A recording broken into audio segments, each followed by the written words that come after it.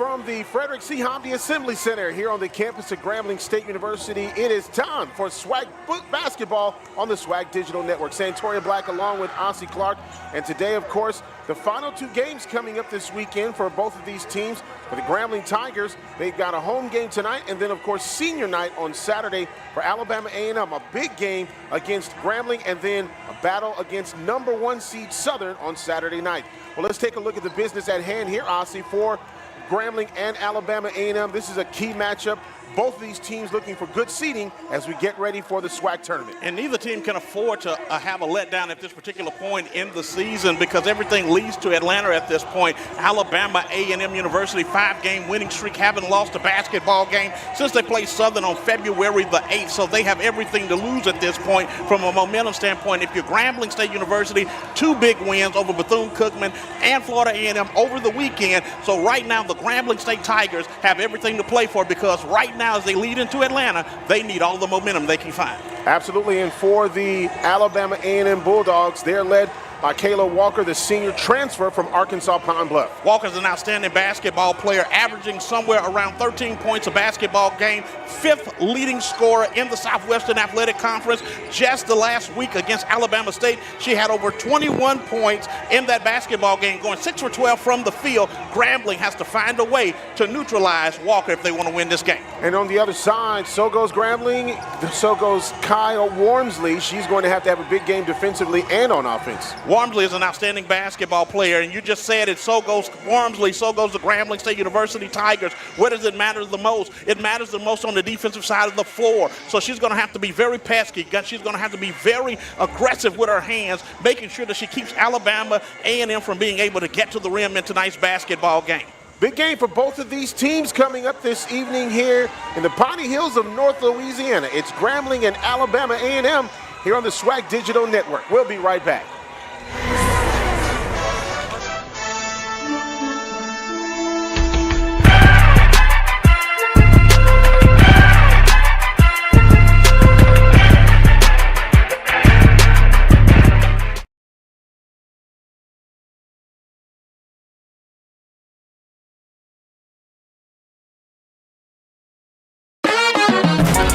We are exactly what you think.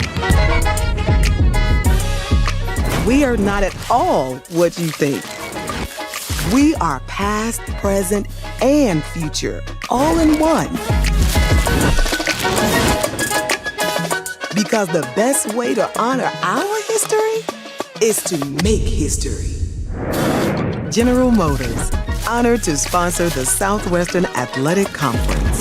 Hey, yo, SWAC fans! The 2025 Starry SWAC men's and women's basketball tournaments presented by Buick will take place from Tuesday, March 11th through Saturday, March 15th at the Gateway Center Arena in Atlanta's Airport District. The tournament will feature the top 10 teams from the SWAC competing for championship titles with 2 NCAA tournament berths on the line. All 14 games will be broadcast live on ESPN Digital Networks. For more information on the 2025 Starry SWAC men's and women's basketball tournaments presented by Buick, visit SWAC.org.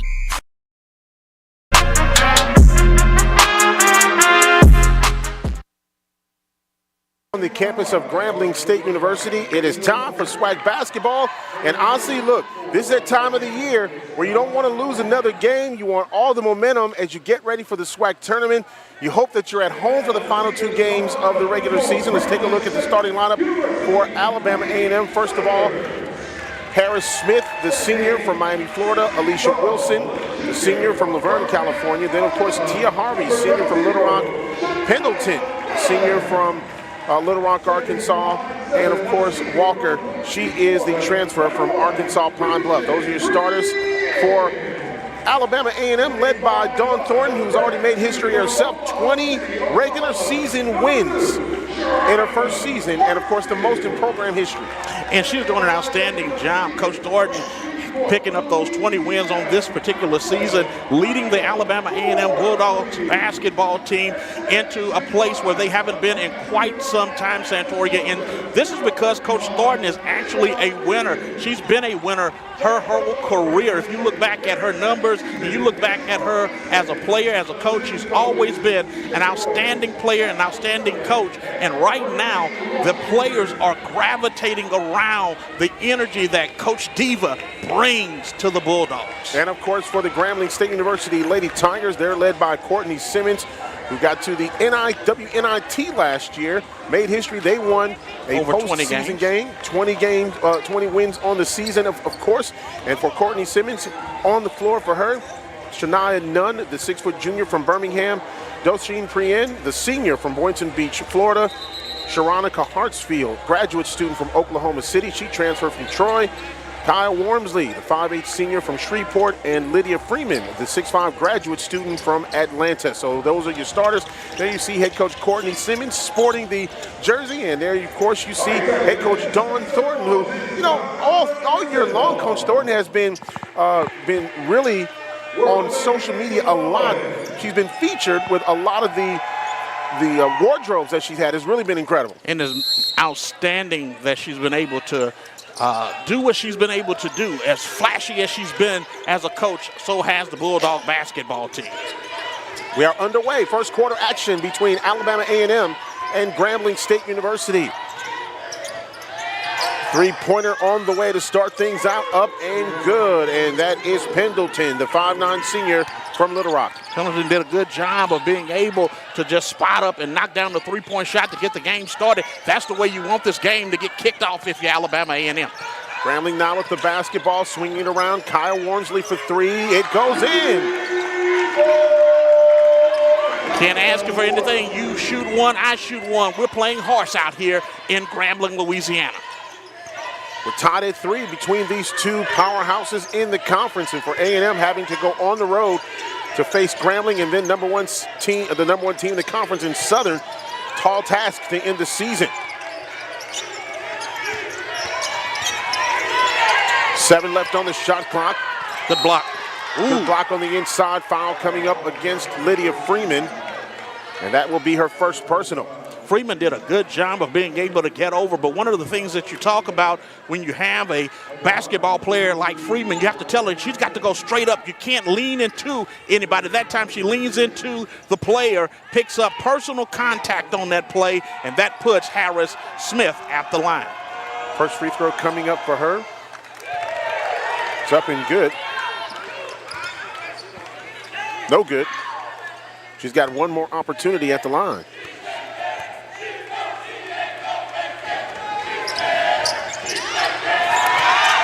She missed both at the line. Nunn takes a shot to the face that time on the rebound attempt. Here comes Grambling. Hartsfield with the basketball.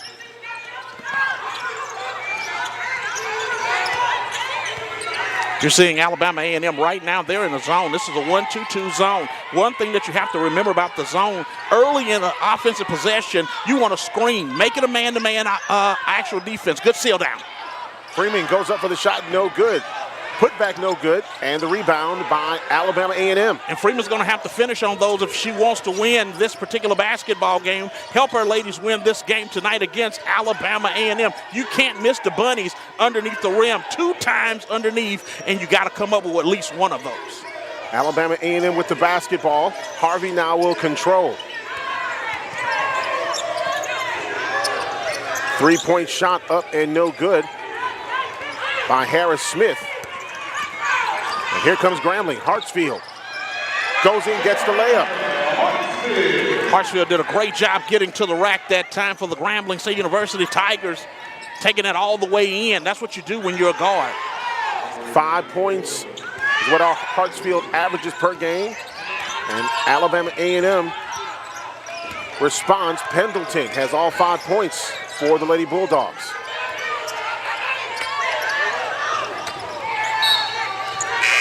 Wormsley was just a little off on that particular shot attempt. Wasn't a bad attempt. She just leaned over just a little bit, throwing off the trajectory of her shot. Let's see if the Grambling Tigers will come out and apply pressure. 2-2-1 look for the Grambling Tigers as Freeman will go to the bench for Grambling. Alyssa Phillip checks into the ball game for the Lady Tigers. And here comes Alabama A&M. Pressure defense shown by Grambling. A&M able to break the press. Grambling's going to have to turn this game into a street fight. They're going to have to fight all night long and make it difficult on the offensive end for Alabama A&M University. 7 seconds left on the shot clock. Harvey takes the shot, up no good. Nunn grabbing the board.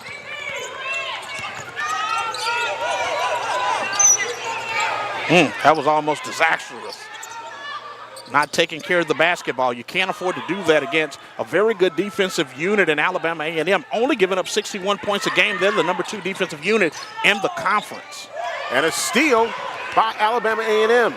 Harris Smith drives, shoots, and a layup for Alabama A&M. That was just a pitiful job with the pass. That's too long of a pass against the zone look. Alabama A&M, you can't throw that ball all the way across. You can't stare it down. Look down the pipe. See what you have underneath and take advantage of it.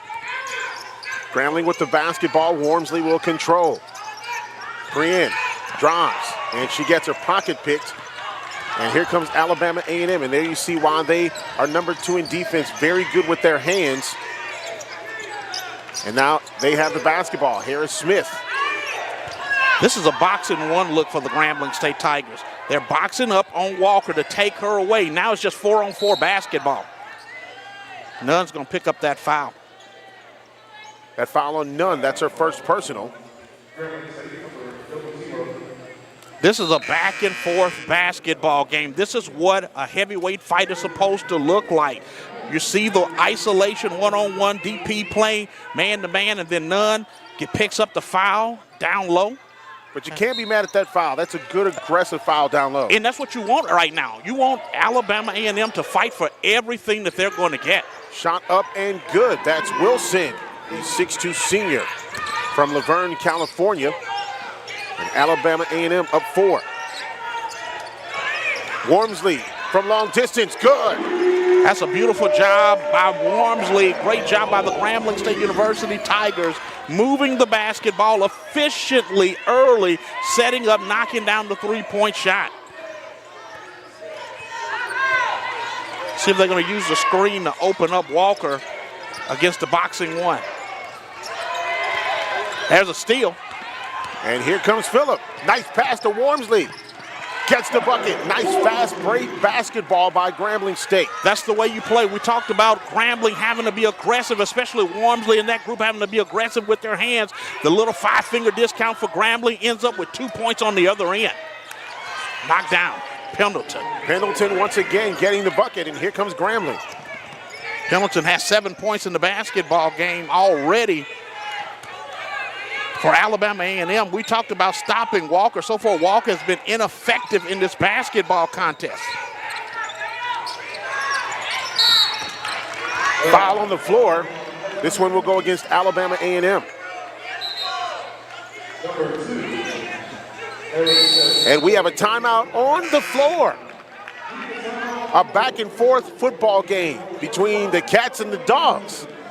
11-10 our score, Alabama A&M up here in this first quarter. Back after this.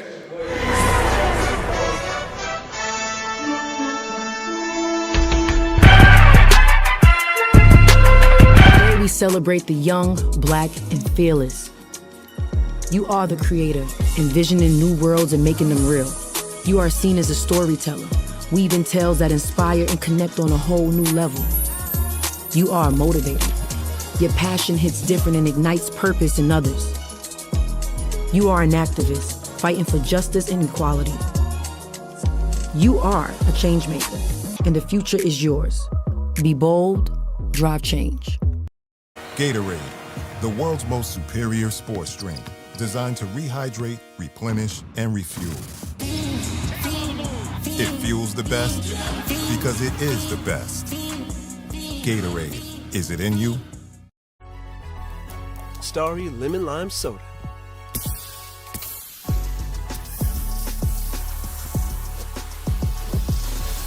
Music to my ears. You don't have ears.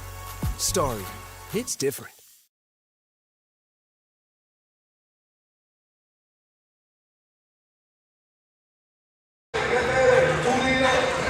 Back here at the Frederick C. Hobdy Assembly Center on the campus of Grambling State University, 11-10 our score with 4:34 remaining here in this first quarter of play. And if you had to assess this early on, I think when you take a look at what Grambling is doing, they're playing extremely aggressive on the defensive end. Meanwhile, on the other side, they're getting some good shots up, and they're also able to hit from long distance. And that's one of the things that the Grambling Tigers had a problem with early on or throughout the course of this year, is being able to knock down the three-point bucket.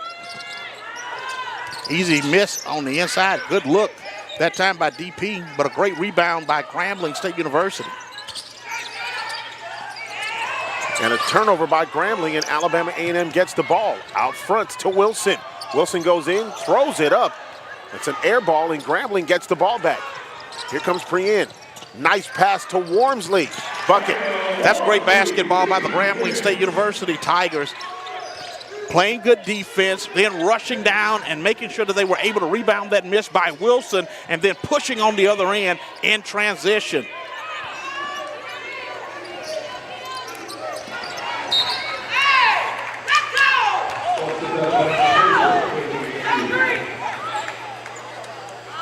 Alabama A&M basketball.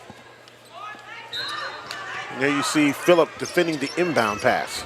Phillip, long, athletic, putting pressure on the ball. 6-foot senior from Woodstock, Georgia. Shot clock now at 5.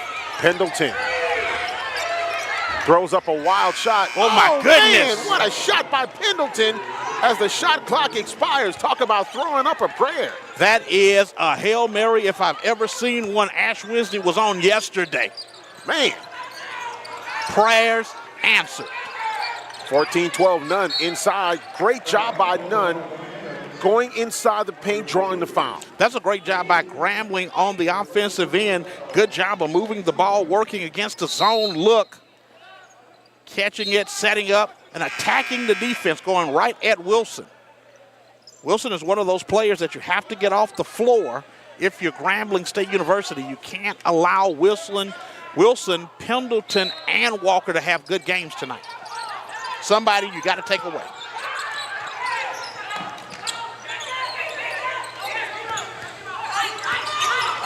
A&M by 2. Phillip will take a three-pointer. No good. And Pendleton with the rebound.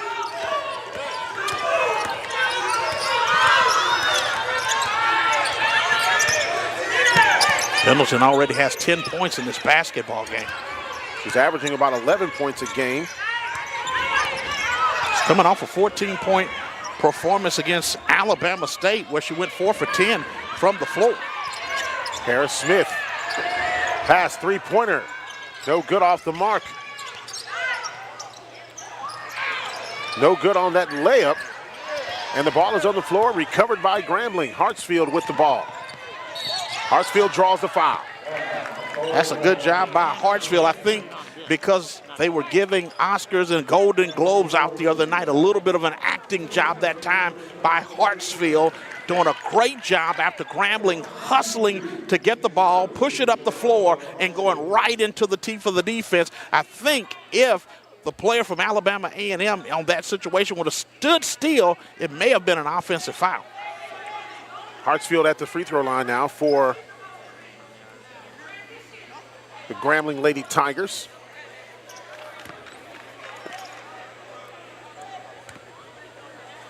Hartsfield averaging nearly 5 points a ball game. Free throw good, and that's where Grambling will make their money at. They're shooting 65, almost 66% from the charity stripe. Lady Tigers have won 5 out of their last 6 ball games, including the 2 wins on the road in Florida. They lost to Southern and beat Texas Southern, which was a big win back on February the 15th. A&M by 1. Good trap. Great defense by Grambling. Ball goes out of bounds. It'll be A&M basketball, and that is what you want if you're Grambling. And you're absolutely right. Great job of being able to put the ball in a no man's land. That short corner right there is always dead. You want to go trap that ball anytime that you can catch it right there in that corner. Great IQ by the Grambling Lady Tigers. Ball goes out of bounds, back to Alabama A&M. 13 left on the shot clock. Alabama A&M a little uncharacteristic early here in the beginning of this basketball game, making minor mistakes that they normally would not make. You heard Coach Thornton a moment ago say, hey, come on, let's go, wake up. Nearly another steal, and this time it goes off of the hands of Pendleton.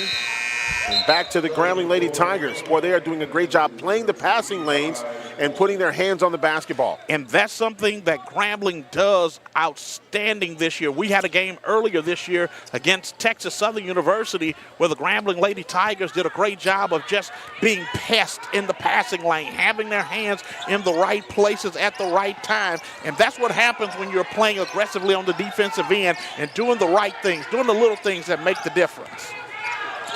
Nice pass on the inside. Defense taking it away for Alabama A&M. Walker had her pocket picked. Alabama A&M gets the ball back. Layup up, no good. Wilson will go to the free throw line for Alabama A&M. As a matter of fact, when you look at the game that Wilson had against the Alabama State Hornets, she had 18 points, 12 rebounds, 10 on the defensive side. And here's the thing, she was 8 for 10 from the field in that game. 2 throws coming up for Wilson.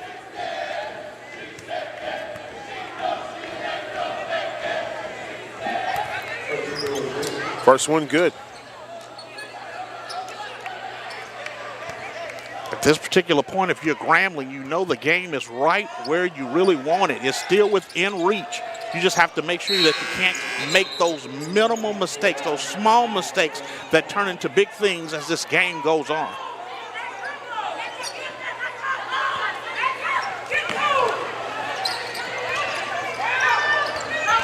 Grambling with the basketball, breaking the A&M press.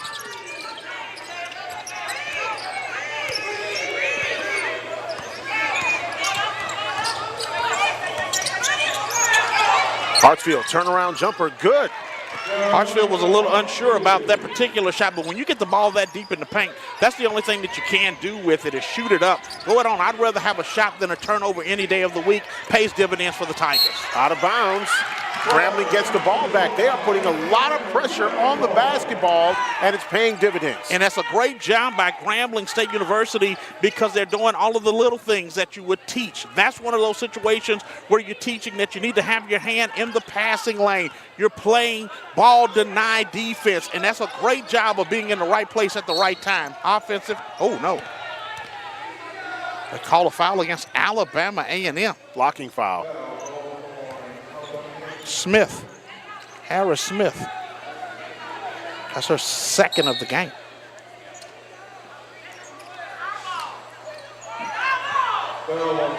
Now they say it is A&M basketball. He called a block, but he actually meant offensive foul. So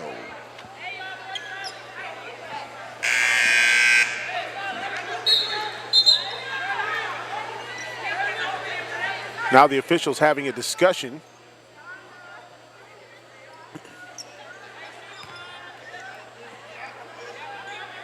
It'll be A&M basketball.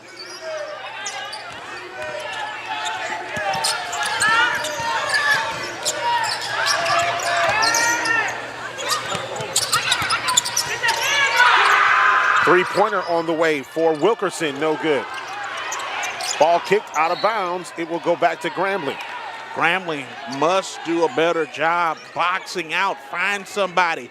You're in the right place at the right time, and then when that ball's on the ground, go get the basketball. Everything's on the line right now. You've got to fight for everything, every play. You're doing a great job with your hands defensively. Now you got to do a better job rebounding the basketball. Grambling now controlling. A&M by 1.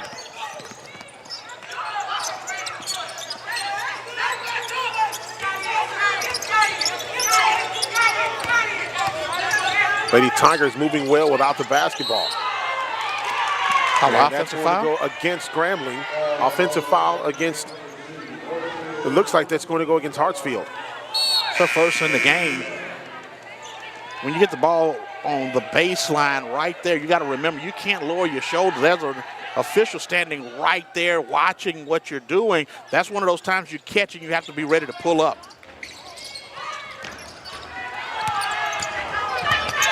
A&M with the basketball, Wilkinson. Harris Smith now controlling. Under 15. Now 10 seconds remaining here in the first quarter. Harris Smith drives. Takes a shot, gets the buckets. Under 5 now. Grambling with the basketball. Pre-in. Half-court shot. No good off the front of the rim. And we have the end of the first quarter. Alabama A&M on top by 3 as we go to the second period in this monster ball game here in the Southwestern Athletic Conference. Back after this.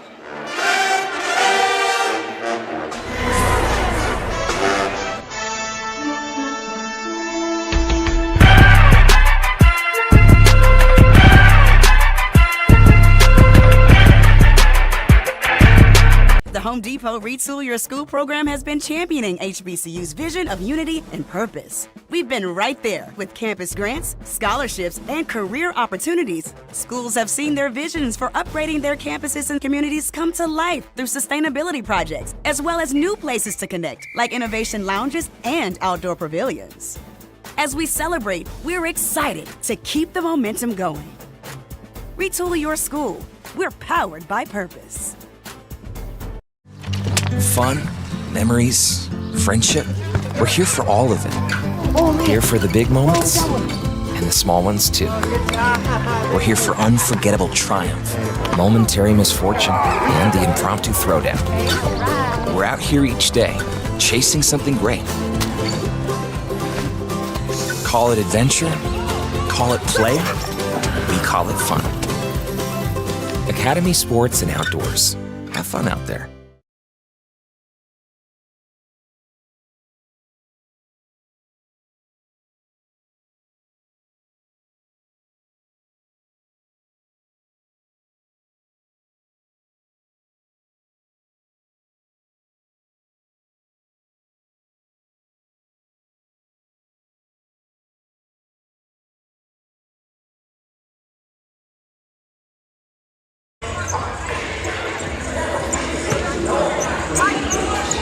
Back here at the Frederick C. Hobby Assembly Center, the Grambling State University Lady Tigers trail by 3 to Alabama A&M. Of course, 2 games remaining for both of these teams. This game here, and then, of course, Saturday night. Grambling will have senior day, and, of course, A&M will battle against Southern 1 against 2 in the conference, and Prien gets the bucket. That's a great job using the screen at the top against the high man that's playing the top of the 1-2-2 defense. Prien was able to get in the middle of the lane, take it all the way to the rim, and score. Ooh, Freeman's got another foul.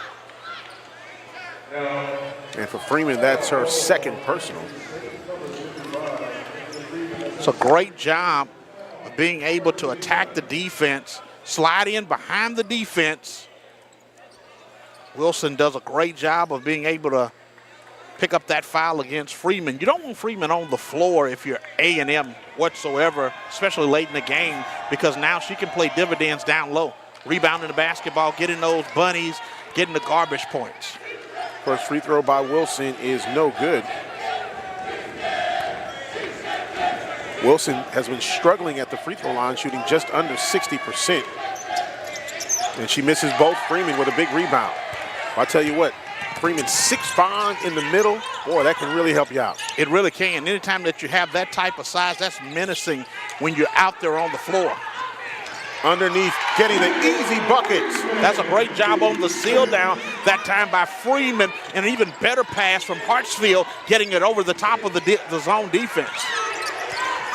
Defensive pressure by Grambling, 10-second violation, and the ball goes back to the Lady Tigers. Boy, talk about pressure defense. You're talking about emotion right now, playing off of emotion, because everything that's going on right now is sure energy on the Grambling side. They have bought in to playing defense on the defensive side of the ball tonight, and they're doing an outstanding job. Grambling's doing an outstanding job on the defensive end. And here's where you got to take advantage of Freeman. Let her go to work. Hartsfield. Let her go to work right now. Freeman on the inside, draws the foul. Harris Smith looks like she got the foul.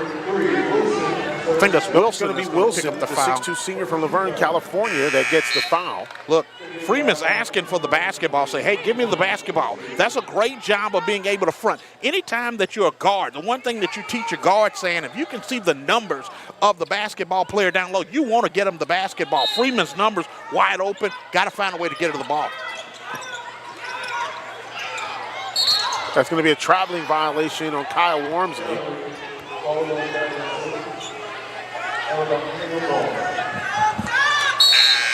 Into the ball game now for the Lady Tigers will be Zaria Johnson, the 6'1 junior from Houston, Texas. Man pressure now being put on by the Grambling Tigers. Going away from the zone, manning up across the board, one man deep. Trap in the corner.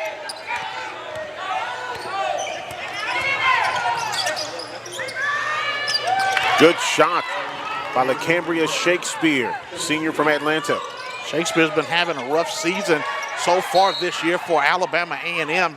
She didn't have any points in the game against Alabama State whatsoever, but finding a way to put 2 points in. She's one of the transfers from Arkansas Pine Bluff that came over with Coach Thornton.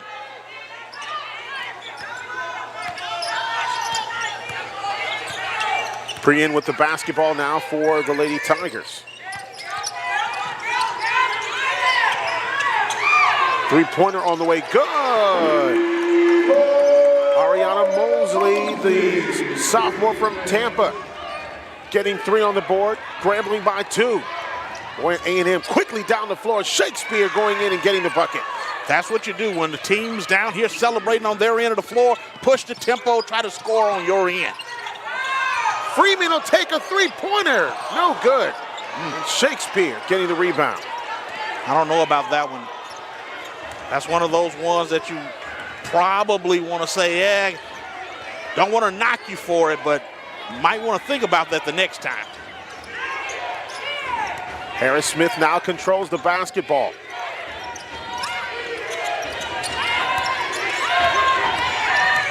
Drive, shot, no good. And a foul coming up on Alabama A&M, and that's on Shakespeare. Plenty of action in this basketball game. Nobody that's watching this game or in this gymnasium, auditorium, assembly center here in Grambling, Louisiana, is on sitting down just at the edge of their seats. Everybody is energetic, feeding off of the energy that is in this place. Tie ball game between these two teams. Nunn with the basketball, turnaround, no good. Good nice job, by Phillip getting the rebound and getting the bucket. That's just a good job, being in the right place at the right time. Didn't go over the back, tipped it up high, was able to corral it and put it back in. Phillip, who is averaging about 6.5 points a ball game, getting the bucket. Walker can get the ball to Shakespeare, goes out of bounds off of Prien, who really had some great hands, knocks the ball out of bounds. A&M gets the ball back. Prien did a great job of recovering on that, almost coming away with the steal. Like you said, being able to get her hands on the basketball in that situation. This is all heart right now, what you're seeing from Grambling State University. Ania Palmer coming into the ball game. She's the sophomore from LaGrange, Georgia. Transfer from Georgia State, A&M basketball. Let's see how A&M responds. Three-pointer on the way by Pendleton, no good. And here comes Grambling. None. Nice pass to Prien. Prien will drive. Takes a shot from inside the paint. No good. And the rebound by Palmer. Foul coming up in the open floor against Grambling. That's going to go against Nunn. That's going to be her second personal foul in the game. Grambling putting themselves in a little bit of foul trouble. Can't afford that. 2 on Nunn and 2 now on Freeman. Grambling will make a substitution here. Zaria Johnson, 6'1" junior from Houston, will now come into the ball game.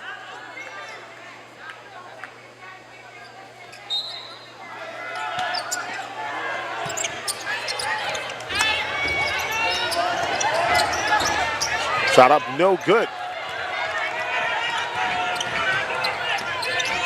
Wilkinson can't hit the bucket, and Grambling comes away with the basketball. Hartsfield. Let's see if they go back down inside.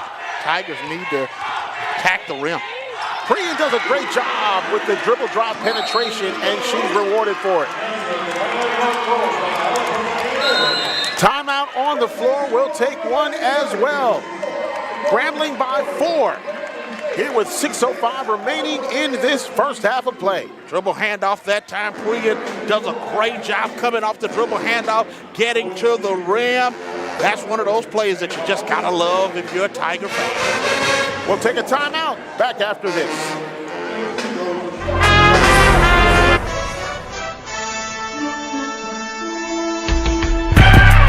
Yo, SWAC fans, the 2025 Starry SWAC men's and women's basketball tournaments presented by Buick will take place from Tuesday, March 11th through Saturday, March 15th at the Gateway Center Arena in Atlanta's Airport District. The tournament will feature the top 10 teams from the SWAC competing for championship titles with 2 NCAA tournament berths on the line. All 14 games will be broadcast live on ESPN Digital Networks. For more information on the 2025 Starry SWAC men's and women's basketball tournaments presented by Buick, visit SWAC.org. The game is changing, but what drives the game never will. What you have inside. Takes it. Gatorade, is it in you? Starry Lemon Lime Soda.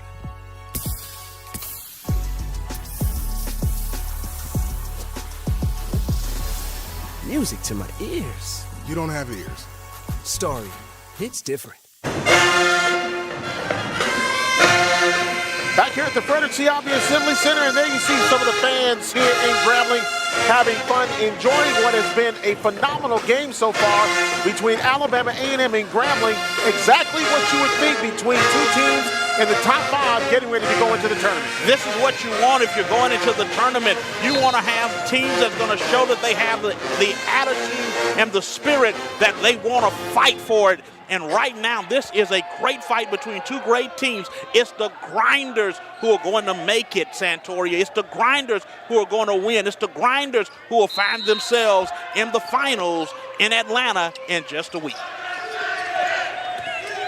A&M with the basketball. Palmer will drive, goes in, no good. Phillip with the foul. And that'll be her first personal.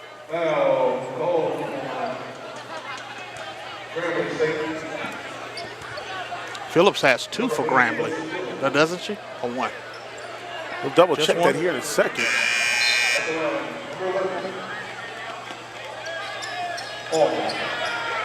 Just 1.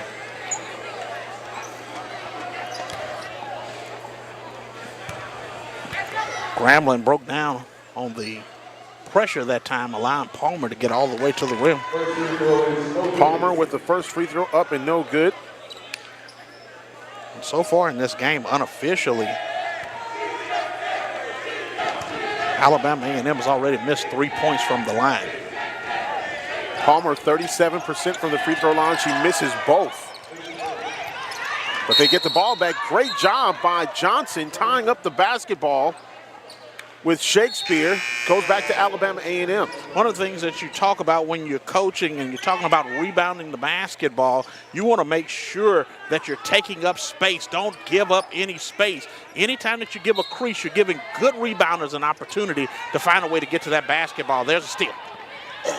Grambling with the basketball. That's going to be a blocking foul against Alabama A&M. Boy, Grambling doing a great job drawing fouls. That's what you want. You want to put the pressure on Alabama A&M University. Great hand that time by Grambling State University and getting all the way to the window. It's Hartsfield. But it started on the defensive side of the ball. First free throw is up and good. So Hartsfield, she's already matched her season average. She only averages about 5 points a ball game, but she's done extremely well here in this contest. 2 for 2 at the line. Kai Wormsley now will come back into the ball game for Grambling. Now 6 points for Hartsfield. And I apologize. Now if you're Alabama A&M, this is the time that you're going to have to find out what you're made out of. With the last 5 minutes and 50-something seconds left to go here in the second half of this game. They've gone over 2 minutes without a bucket, and a foul coming up on Grambling. Lillian Jackson getting her first foul of the ball game. Good dribble drive, getting in the lane. Just that little bit of a push.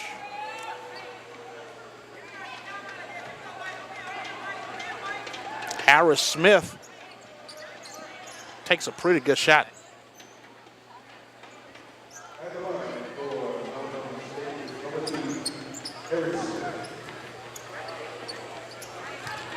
Harris Smith going to the free throw line for Alabama A&M.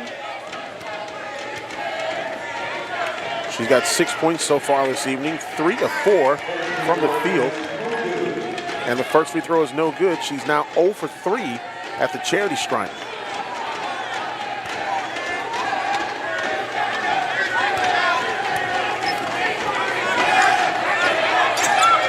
She missed both of them. Misses the second one as well.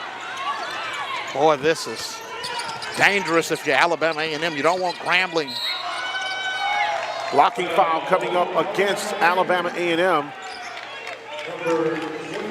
To have all the momentum going into the second half of this game. Prian will go to the line. Great job of getting it up the floor. Tell me, say it's not how you arrive, how you drive, it's how you arrive. That's a great way of arriving, getting to the rim, getting an opportunity to go to the charity stripe. Prian misses her first free throw. Gets the second one.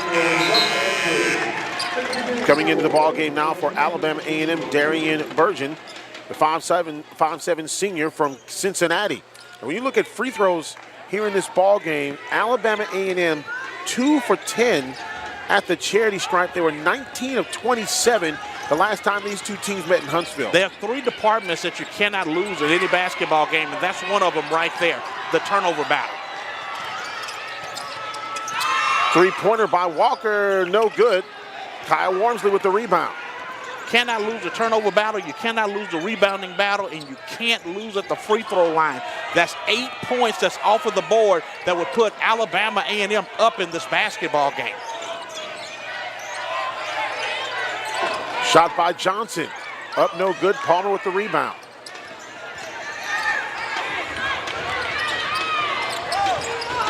Up and good. That's a great bucket by Pendleton. Pendleton just decided that she's going to take over in this basketball game.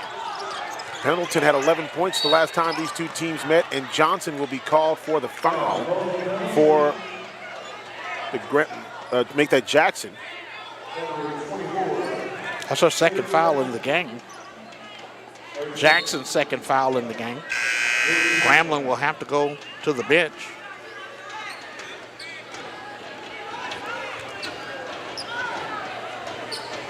And I believe Walker's going to the line. It's been her first opportunity to put points on the board. Worst thing that you can do is allow a hooper to find rhythm in a game. And one free throw at the line could allow Walker to find the rhythm that she wants in this game. Free throw up, no good. When they continue to struggle from the charity stripe. I would have never believed that Alabama A&M would struggle in this basketball game at the line.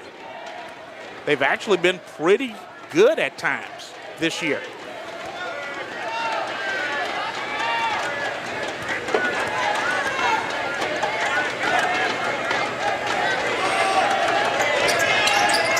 Makes 1 out of 2. Her first point, Walker's first point of the half. And in the game. Looking at the wheel. motion, high screen action. Good hand in the passing lane that time. And A&M will get the ball back, goes out of bounds, and it goes back to Grambling.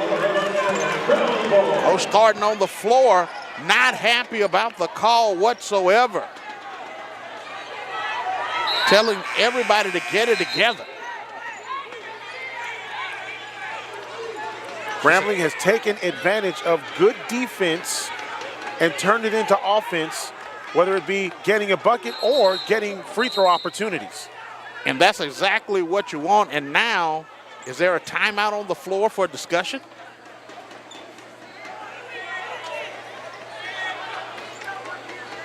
And there is going to be a discussion by the officials. So I'm assuming right now this is a challenge by Coach Thornton. And Coach Simmons coming onto the floor trying to find out what's going on.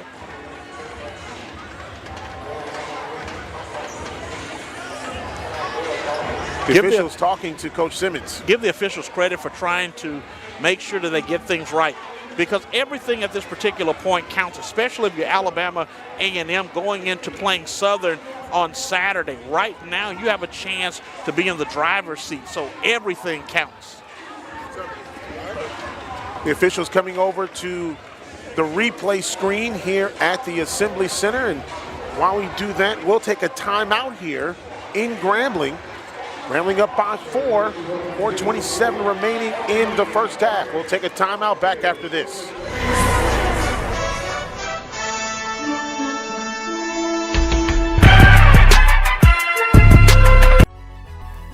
Starry Lemon Lime Soda.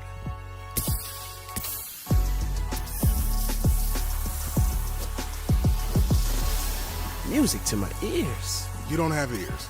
Starry, hits different. Gatorade, the world's most superior sports drink, designed to rehydrate, replenish, and refuel. It fuels the best because it is the best. Gatorade, is it in you? Today we celebrate the young, black, and fearless. Whether you are a creator, a storyteller, a motivator, or an activist, you are a change maker, and the future is yours. Be bold, drive change. Some people deny the power of Flamin' Hot. Spicy deniers. They try to deny it to everybody. Not hot at all. But sometimes it's just impossible. So why deny it? Unleash your Flamin' Hot. Today we celebrate the young, black, and fearless. Whether you are a creator, a storyteller, a motivator, or an activist, you are a change maker, and the future is yours. Be bold, drive change.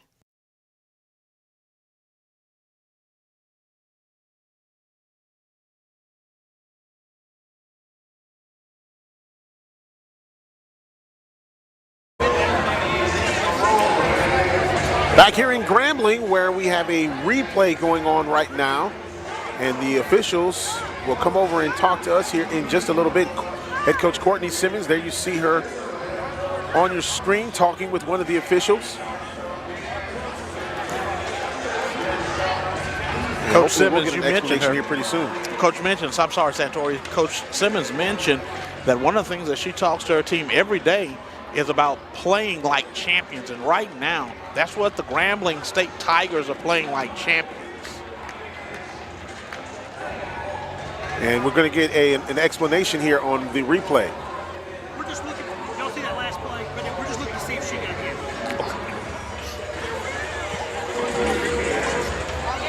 So they're looking to see from that last play if the player got hit. That's what they're reviewing right now. And I must say, it's going to be very difficult to tell based upon what we were able to see, because all we could see was the backside of what was transpiring on that particular play. And so you don't want any player to be injured, get hit, especially in a game of this magnitude. Nobody wants to have any injuries going into Atlanta. You talked about how big this game was in the opening. Alabama A&M is 20-8 on the season, 13-3 in the conference. A win tonight would put them at 14-3, which legitimately would put them still just a half game behind Southern University. And if they win at Southern, that will put them over the top and put them in the driver's seat.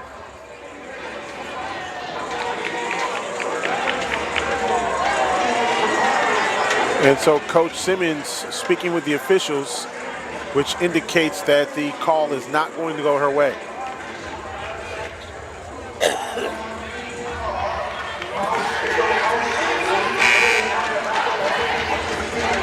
Well, you have to play through it. 4:27 left to go at this point.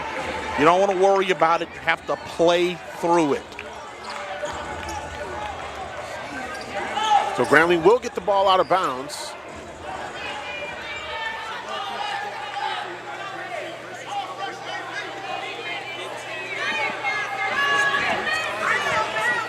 Still a lot of talking to make sure that everything is correct.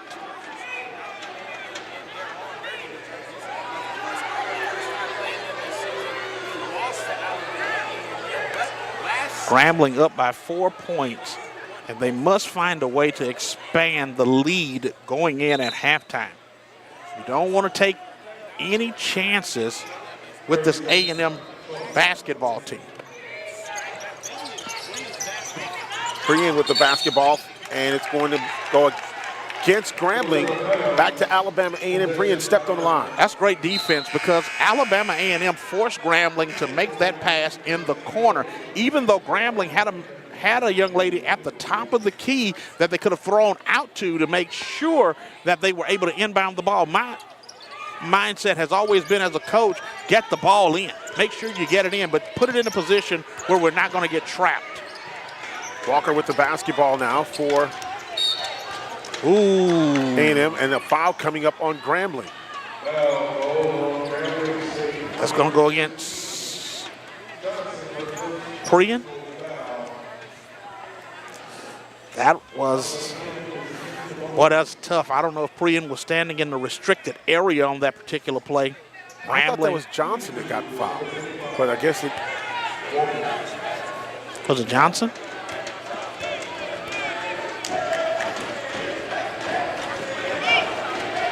Yeah, Johnson got that foul. Johnson? That's her first person. Okay.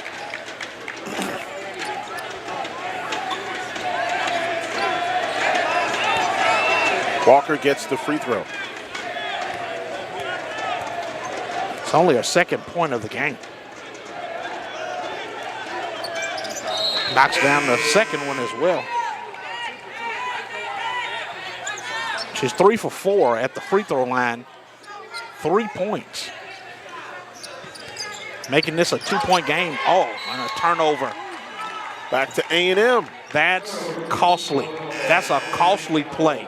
That's not having your head in the basketball game. That's not taking care of the ball. That's moving a little too fast. Sometimes you have to catch the ball, catch it, turn and look. See what's going on around you. That time, the catch, turn, and it dribbled right off of the knee gives Alabama A&M a chance to tie this basketball game up. Pendleton just from the left side of the paint. No good. Great rebound by Kyle Wormsley. Under 4 remaining in the first half. Much smaller lineup for Alabama A&M at this point of the game. Playing a boxing one. Well, Hartsfield, great job inside the paint. 5 seconds left on the shot clock, and Brian gets the buckets. That's a great job playing 2-on-2 basketball. That's taking it back to the playground. Just give me the basketball, get out of my way.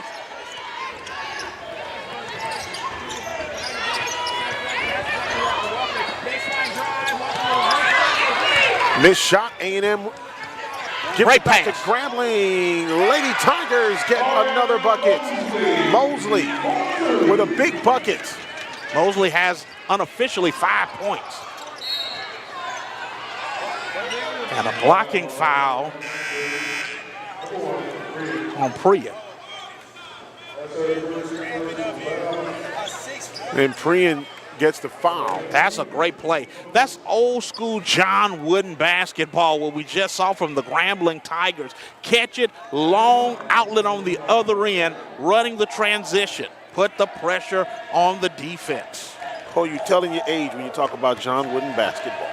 Well, I have been around the sun a couple of times. And a couple of Tuesdays and a couple of Wednesdays. Now, we don't want to get into the age battle right here. No, because I'll be hitting 5 decades pretty soon. But I'm right behind you, my friend. But you're absolutely right. If we know anything about John Wooden basketball, UCLA, we're definitely telling our age. Good rebound by penalty. Throw. Walker with the ball inside the paint. Shot up good.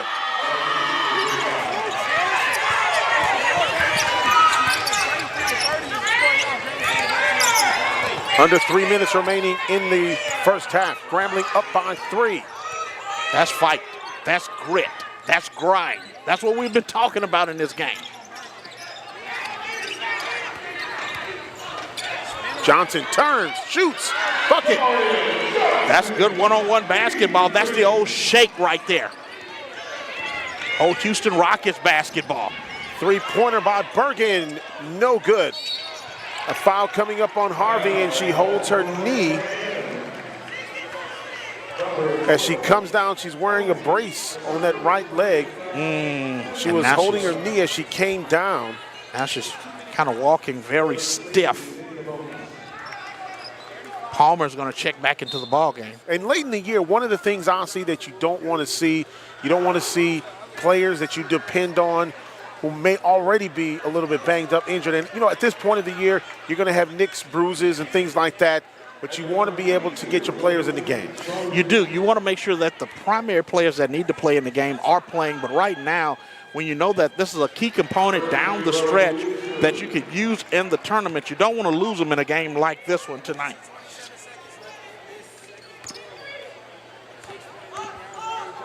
First free throw good. Johnson, one more attempt.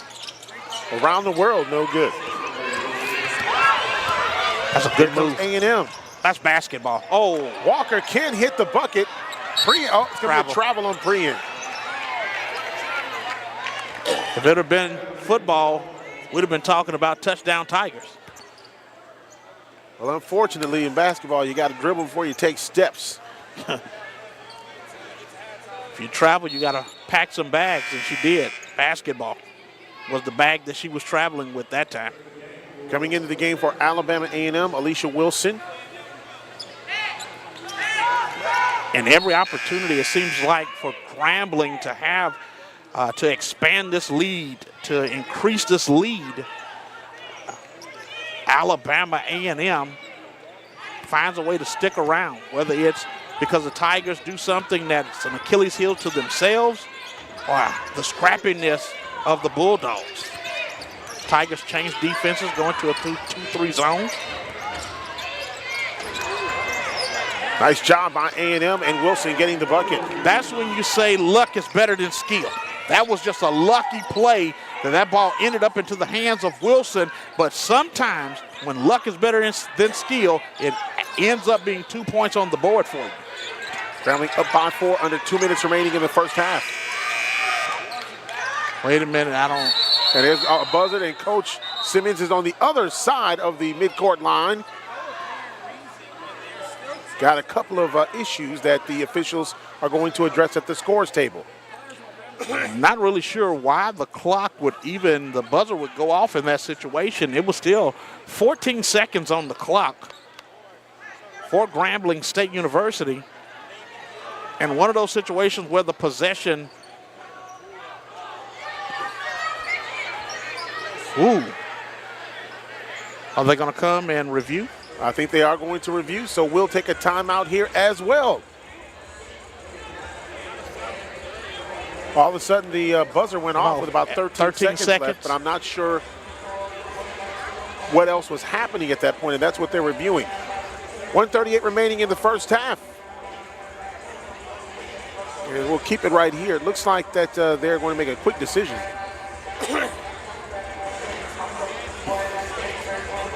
The question then comes, is it going to be an alternate possession? If it is, it's still the ball would belong to Grambling in that situation.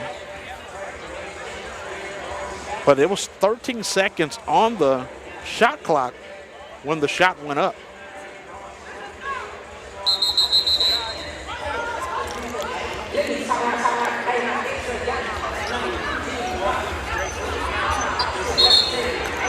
You can tell just by the sheer emotion of both coaches at this point how much this game really means. They're getting after it. They're getting after it with their basketball teams. They're coaching them up on every single possession.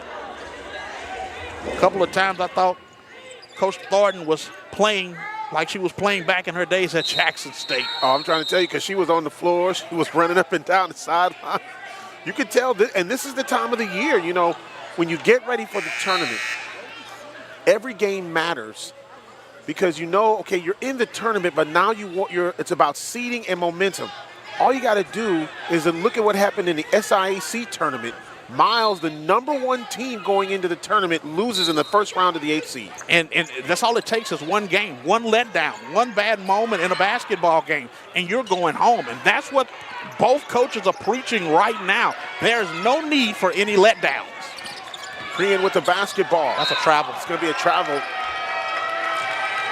That travel is primarily because Prian didn't know what she wanted to do with the basketball in that setting. She didn't know if she wanted to pass it or shoot it, make a decision with the basketball, and live with it. Sandifer will come into the ball game.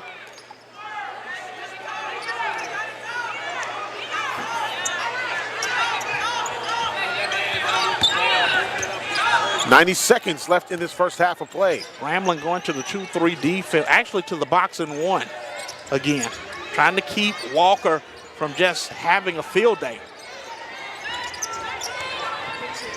Bergen to Wilson. Wilson gets the bucket. That's a good job by Wilson. One hand, nice job of leaning in, keeping her body between her and the defender, kissing it off the window. Hartsfield to Wormsley.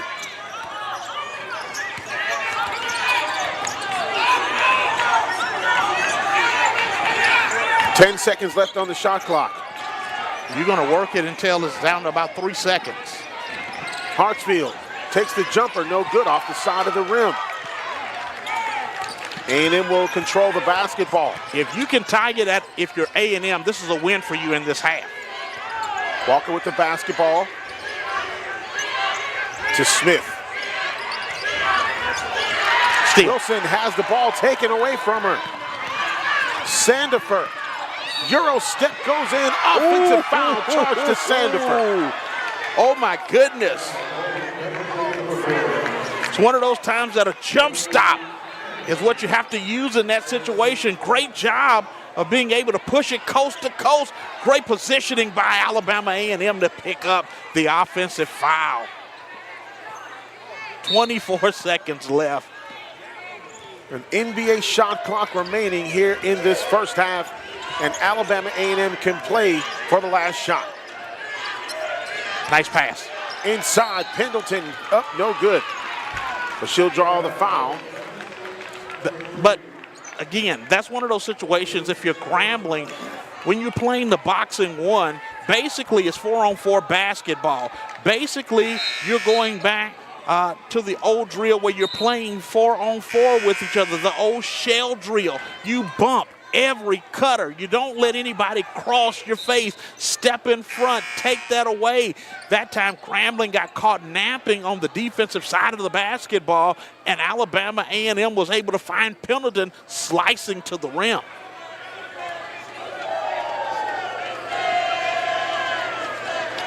First free throw was good. Pendleton is having a field day here in this first half.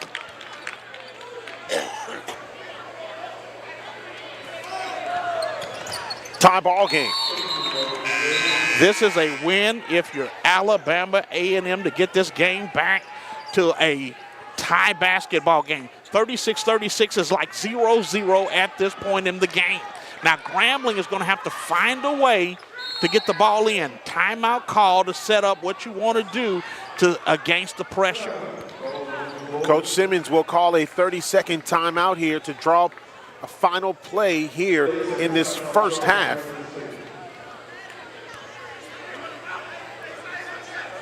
And so now if you're Coach Simmons, the number one thing is don't turn the ball over.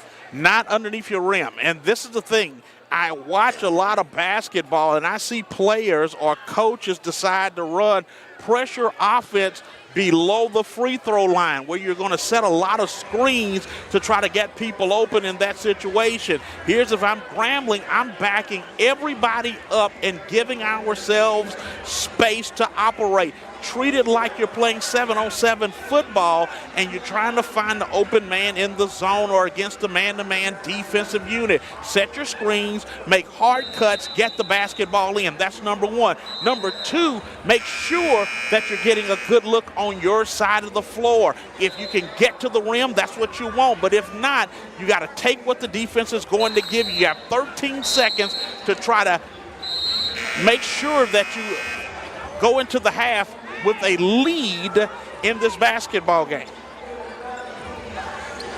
Grambling will decide to go with more of a straight line look. It's going to be a screen.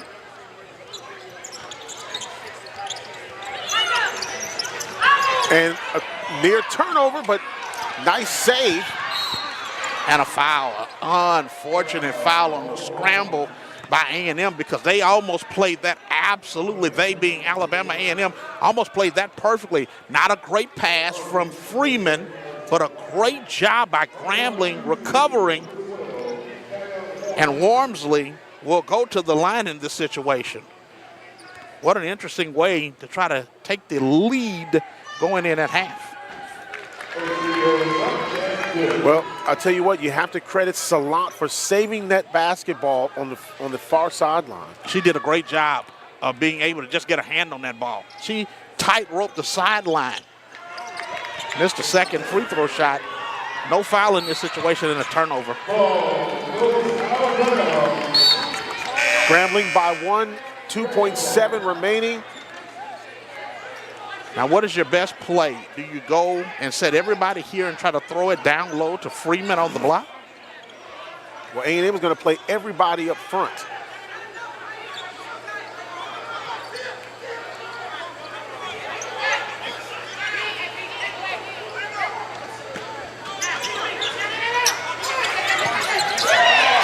Wormsley, shot, three-pointer on the way, no good. Ooh.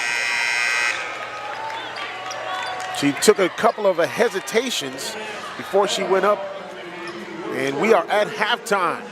Grambling up by 1 in this heavyweight fight between Alabama A&M and the Lady Tigers. We'll take this timeout. Back with the second half after this.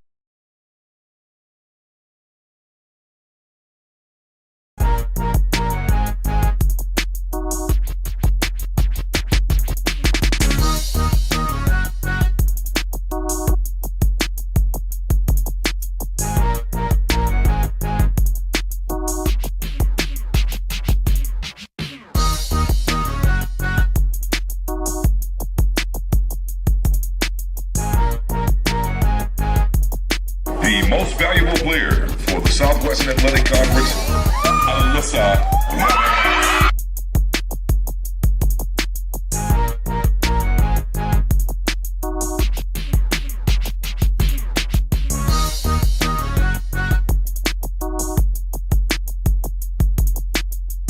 Ayo, SWAC fans! The 2025 Starry SWAC men's and women's basketball tournaments presented by Buick will take place from Tuesday, March 11th through Saturday, March 15th at the Gateway Center Arena in Atlanta's Airport District. The tournament will feature the top 10 teams from the SWAC competing for championship titles with 2 NCAA tournament berths on the line. All 14 games will be broadcast live on ESPN digital networks. For more information on the 2025 Starry SWAC men's and women's basketball tournaments presented by Buick, visit SWAC.org. Today we celebrate the young, black, and fearless. You are the creator, envisioning new worlds and making them real. You are seen as a storyteller, weaving tales that inspire and connect on a whole new level. You are a motivator. Your passion hits different and ignites purpose in others. You are an activist, fighting for justice and equality.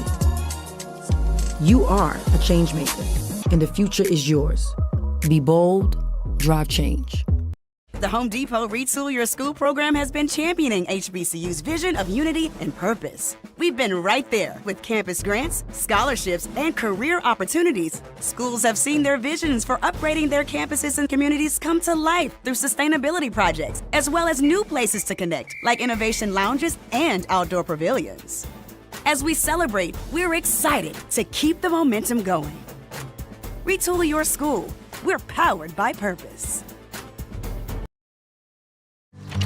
Fun, memories, friendship. We're here for all of it. Here for the big moments and the small ones too. We're here for unforgettable triumph, momentary misfortune, and the impromptu throwdown. We're out here each day, chasing something great. Call it adventure, call it play, we call it fun. Academy Sports and Outdoors. Have fun out there. Gatorade, the world's most superior sports drink, designed to rehydrate, replenish, and refuel. It fuels the best because it is the best. Gatorade, is it in you?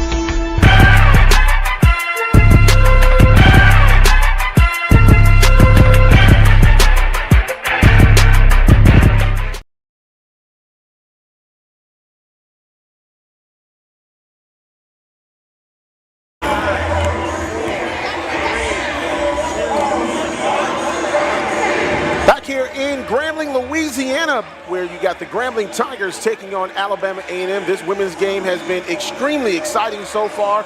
And right now you're looking at a 37-36 ball game. Grambling up by 1. Santoria Black along with Ossie Clark bringing you today's action. And Ossie, if you had to take a look at this first half, you got to be impressed by the intensity of both teams. This was a grinders basketball game, and when you talk about intensity, you're talking about both basketball teams laying it all out on the line because Atlanta's in the periphery. They're seeing Atlanta in their future, and tonight is a picture of what you're going to see at the Southwestern Athletic Conference Tournament. Now you start looking at the Grambling State University Lady Tigers, and if you're head coach Courtney Simmons, you have to be pleased with the defensive effort that you've seen from your team. And you do have to be very, very much so happy with what you've been able to see in this game. So far, Grambling State University ahead by 1 point, doing a great job shooting the basketball from the field. But the great job that you have to really look at is the 19 rebounds that Grambling has ever been able to have in this game compared to Alabama A&M's 14 rebounds and only shooting 46% from the field. Now, if you're Alabama A&M, one of the things that you are a little concerned about is your free throw shooting. They started out 2 of 10 at the free throw line, and then, of course, they were about 8 of 18. So if you are Alabama A&M, you had to talk about those free throws. You do have to talk about them, and it's a concentration issue along with just a form shooting issue, because when you get to the line, you have to learn how to have the same rhythm every single time that you go to the free throw line. And so right now, what that means in the first half is nothing. What matters is what you do in the second half of this basketball game. You're only trailing by 1. If you are the Alabama A&M Lady Bulldogs, what are you talking about to do in the second half? I'm saying to my Bulldogs, you must be more aggressive. Be more aggressive on the defensive end of the basketball court. It's the team that John Thompson would talk about that fouls the most, that wins the most. I'm saying let's be aggressive on every single play. We're going after every single ball. We're going after every single rebound. We're going to do what it takes to win this basketball game tonight. Aggression is going to be the key for Alabama State in the second half. And for the Grambling Lady Tigers, they got to keep that defensive intensity up. Again, you make it a street fight. You got to make it a long fight. You're not trying to knock them out in one punch. You're just trying to make sure that you get enough punches in to make sure at the end of the game that you have more than your opponent.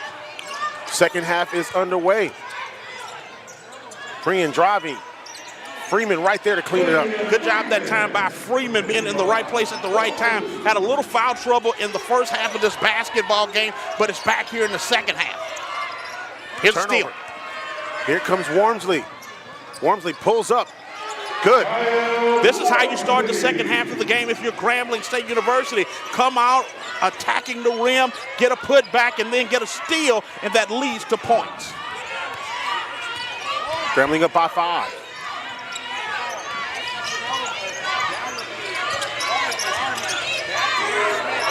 Three-pointer on the way. They're going to call it a 2. Tia Harvey. But then they called it a 3.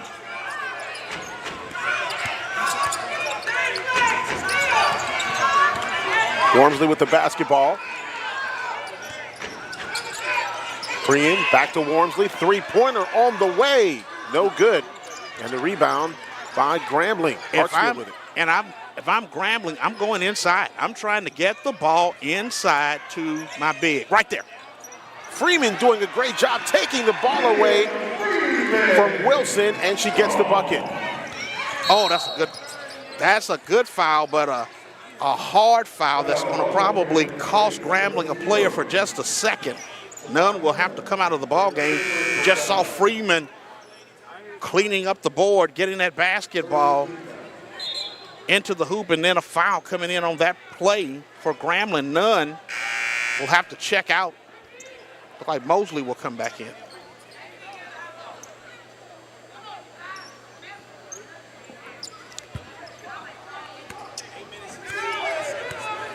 Alabama A&M will control. 5-point Grambling lead.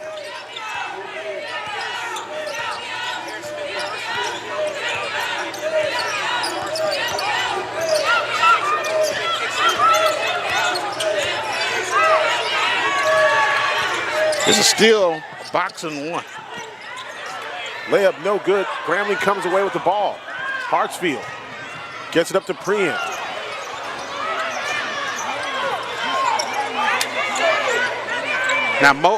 Now that you've recovered from all of that, you go back down inside. Here's an opportunity to go back down inside. Turn, look at the rim. Prien drives, picks up her dribble. Ball tipped out of bounds, back to Grambling.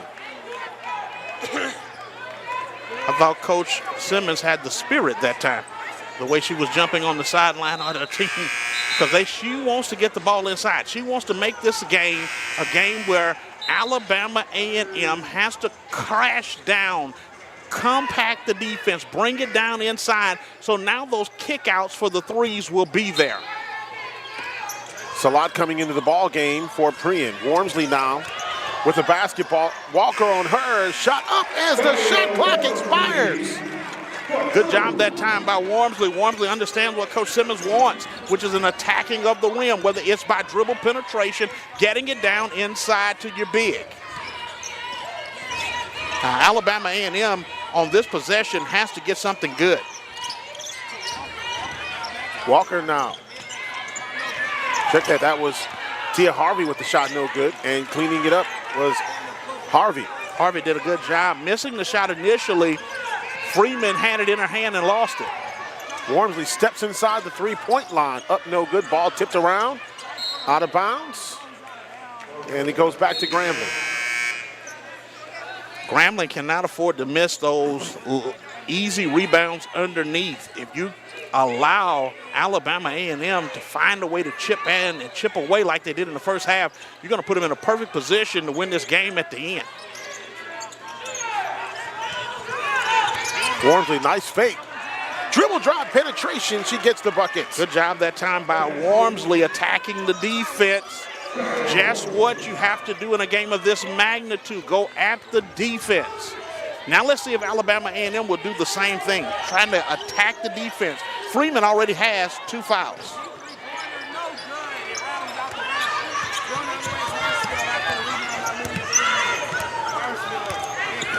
You work every possession if you're Grambling. Every possession. You don't want to work too fast. You want to work every possession for what you want. Good job inside. Buckets. Freeman getting a big bucket on the inside for Grambling. Grambling decided to go with the two-man game that time. Good job of ISOing up Freeman down on the box. And a turnover for A&M. Well, I tell you what, the Lady Tigers putting on the defensive pressure. Shot up no good, but a blocking foul coming up against Alabama A&M. Your Coach Thornton, at this particular point, you're not happy with the way your team is playing. Good job transitioning, getting up the floor. Grambling right now is deciding whether or not they want to put their foot on the gas pedal and extend this lead throughout the course of this game by the way that they're playing at this point. Grambling up by 9. Hartsfield at the free throw line. Good. Double-digit lead, largest lead of the ball game now for Grambling. And if you're Grambling, you want to continue to do what you're doing right now. But if I'm A&M, I'm going to do what Grambling is doing to me. I'm going to try to attack, ISO up, go one-on-one inside. Harris-Smith to Pendleton.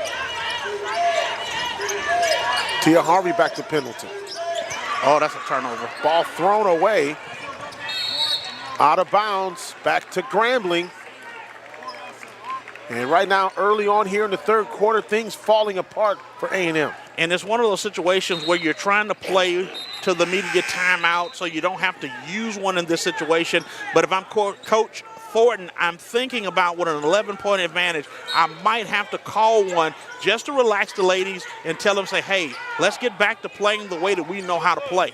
Hartsfield with the basketball to Salat. Three-pointer by Salat. Oh, my man, Grambling on fire right now. 54-40. Lady Tigers on top. Other side, no good. And Freeman, boy, talk about a big rebound. Great rebounding underneath that time, even though A&M did a great job of getting down on their floor, attacking the rim, just wasn't able to finish on their side. Now here's a chance where you got to go get that ball.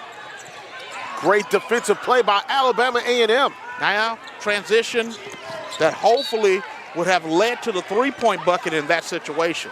Out of bounds, A&M with the basketball, but a big turnover, and A&M will get the ball after the immediate timeout.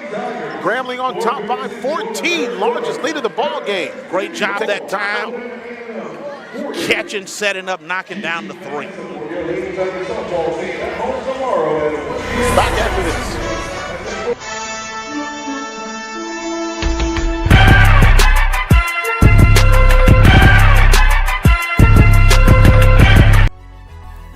Starry Lemon Lime Soda.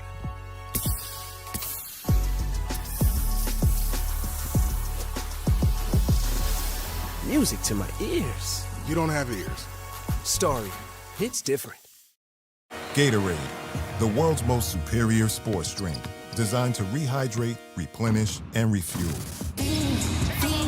It fuels the best because it is the best. Gatorade, is it in you? We are exactly what you think. We are not at all what you think. We are past, present, and future, all in one. Because the best way to honor our history is to make history.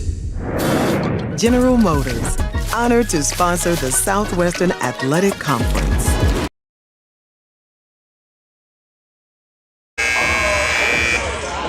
Back here in Grambling, the Lady Tigers on top of the Lady Bulldogs by 14.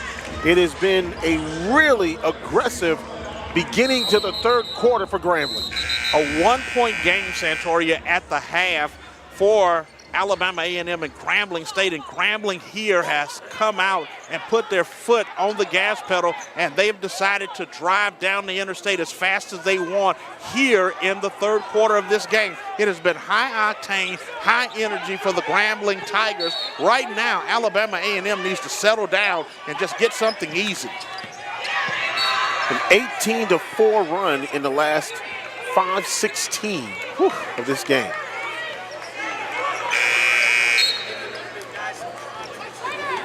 Prian comes in, Salat will come out for Grambling. That's a big differential.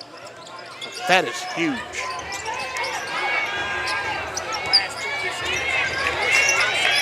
Alabama A&M is scoreless in the last 2:04 up until that point. Wilson did a great job one-on-one that time, decided to put it on her back, say, hey, let me take it right here. Let me go in and make something happen.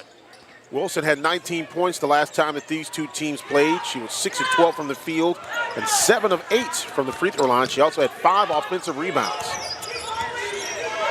A&M gets the ball back. Tia Walker. Great job hustling right there by the Bulldogs. Walker now. Shot inside the paint. No. And Freeman can't grab the basketball. A&M gets it back. Walker controls. That's 3 or 4 opportunities for A&M. At some point, they're going to hit a bucket.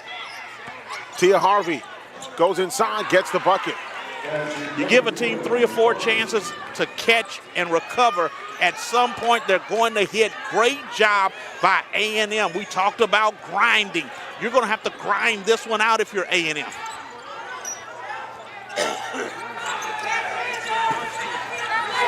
One of the things that Grambling has to be careful about, I'm watching as they catch on the wings. They're not catching triple threat. They're catching looking back out up high. Shot up, no good by Prian, goes out of bounds, back to Grambling, and that is exactly what you need. Dribble drive penetration, going to the inside, you bring that defense in. That opens up the kickouts, but if you can get to the rim and get all the way in, that's what you want. Turnover, here comes Alabama A&M. Harris Smith controlling to Walker, gets the bucket. That's because Freeman didn't do a good job with catching the basketball. She's trying to catch the ball with one hand. That's a no-no. You tell every big, just like you would a wide receiver, make sure you're catching the ball with 2 hands at every time. Every opportunity. Mosley. No good, but a foul coming up. This team from Alabama is not going to lay down. They're going to keep coming. And Grambling is going to have to make sure that they are doing everything correct at this point. They cannot afford to allow themselves to make mental mistakes down the stretch. Shania Nunn, the 6-foot junior, coming into the ball game. Transfer from Troy. As a matter of fact, when you look at this basketball team, got a couple of Troy transfers for Sharonica Hartsfield and Shania Nunn. First free throw is good.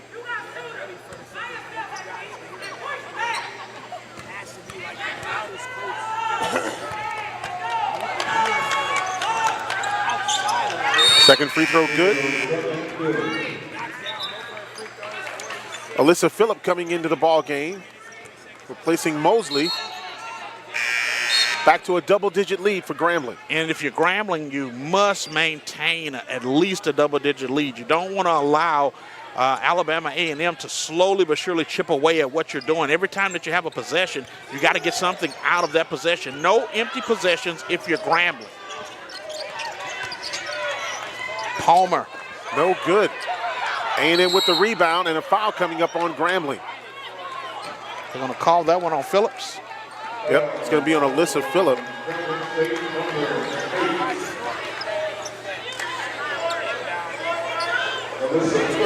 And for Alyssa Phillip, I believe it's going to be number 3 on her.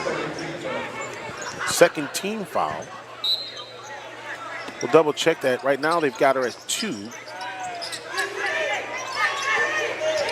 It is 3 personal fouls. Nice block. Nunn comes away with the basketball. Hartsfield will control. Bring it back defended by Harris Smith. Bring it back out, reset it, work the clock. Every possession, you have to work the clock. You don't want anything until about 8 seconds on the clock. Phillip inside the paint, good. That's just doing a great job of catching the ball in the paint and putting it in your left hand and scoring on the opposite side of the rim. That's the old Mikan drill.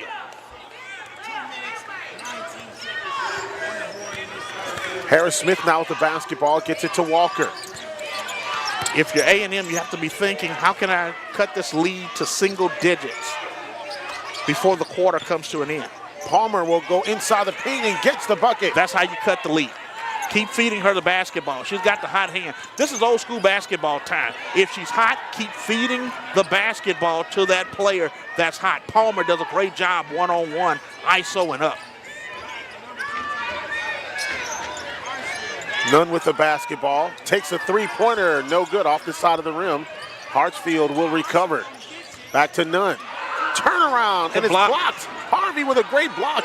Here comes Walker. Walker can't hit the shot, air ball, and now Grambling with the rebound. Hartsfield to Wormsley. She'll take a 3. No good. Ball nice tipped. job on the back end by Priyan. Phillip.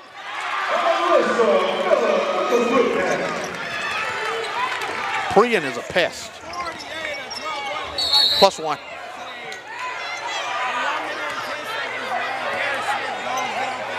Coach Don Thornton telling Walker, don't force it. And there's no need to force at this particular point. Phillip now with 4 personal fouls. Boy, that hurts if you're Grambling State. Phillips has been really good the last couple of possessions down offensively for you.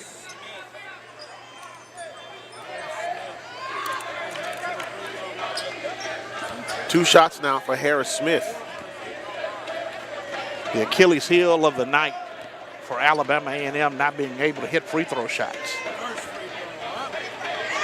Can't hit that first one. She's flat on her shots. She's not getting it up over the top of the sill, right at the lip. You got to get it over the lip of the rim, right over the front edge. Harris Smith 0 for 6 now at the free throw line. My goodness.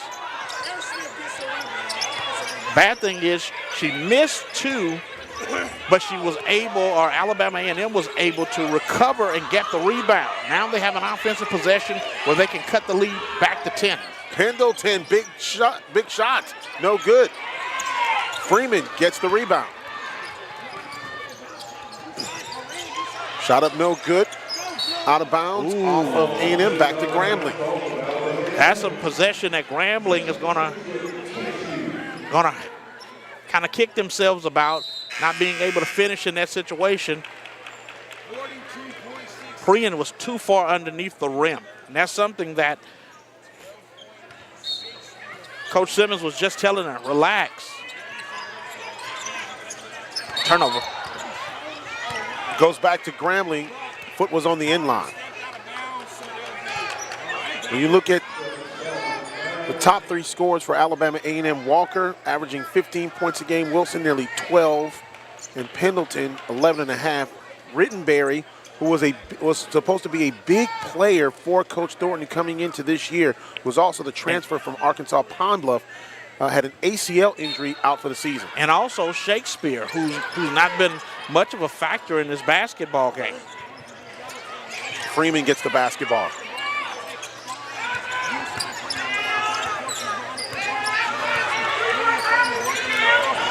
This is where you want the basketball. Freeman can't hit the shot on the first go around, can't hit the second one, but the rebound by Wormsley.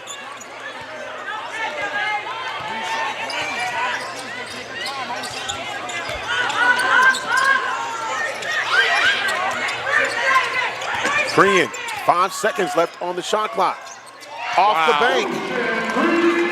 ATM open. Three-pointer to end the third quarter is no good. And Grambling, 14-point lead as we enter the final quarter in this ball game. We'll come back with the fourth quarter from here in Grambling. The number 2 team in the conference on the ropes against Grambling. Back after this.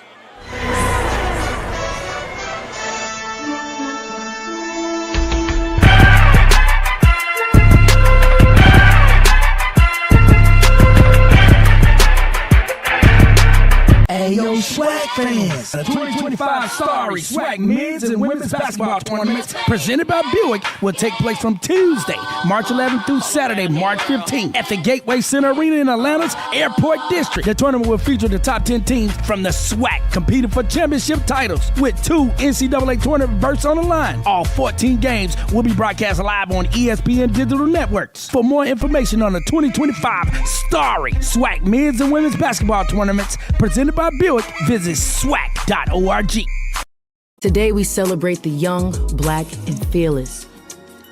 You are the creator, envisioning new worlds and making them real. You are seen as a storyteller, weaving tales that inspire and connect on a whole new level. You are a motivator. Your passion hits different and ignites purpose in others.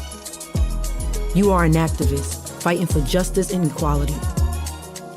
You are a change maker, and the future is yours. Be bold, drive change.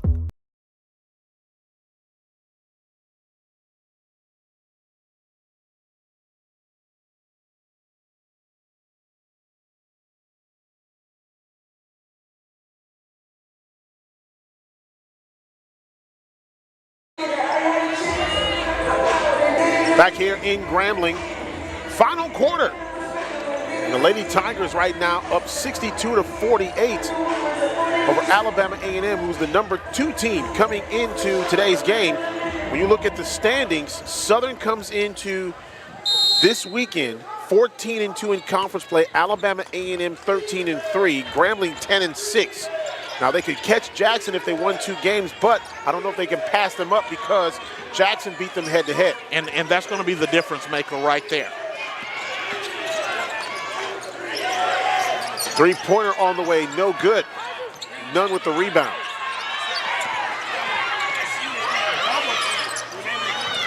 I totally agree with what Alabama A&M is doing right now. They're trying to be aggressive on every single possession, and that's something that I just wrote down for myself to have as a note, is to say, if I was coaching this team, I'm being aggressive. You must get back to being who you are at this particular point. And Grambling on the other end of this saying is that they can't become complacent. Alabama A&M chipped away in the second quarter and made this a tied basketball game before Grambling was able to go to the line and hit one at the end of the second quarter to give them give Grambling a 1 point advantage. Pendleton gets the ball to Bergen. Go up. Bergen goes up for the shot, no good. Freeman gets the rebound. Freeman has the basketball. Pendleton on her. And wisely, Grambling comes out, starts the offense. And you want to run your sets. You want to run through everything.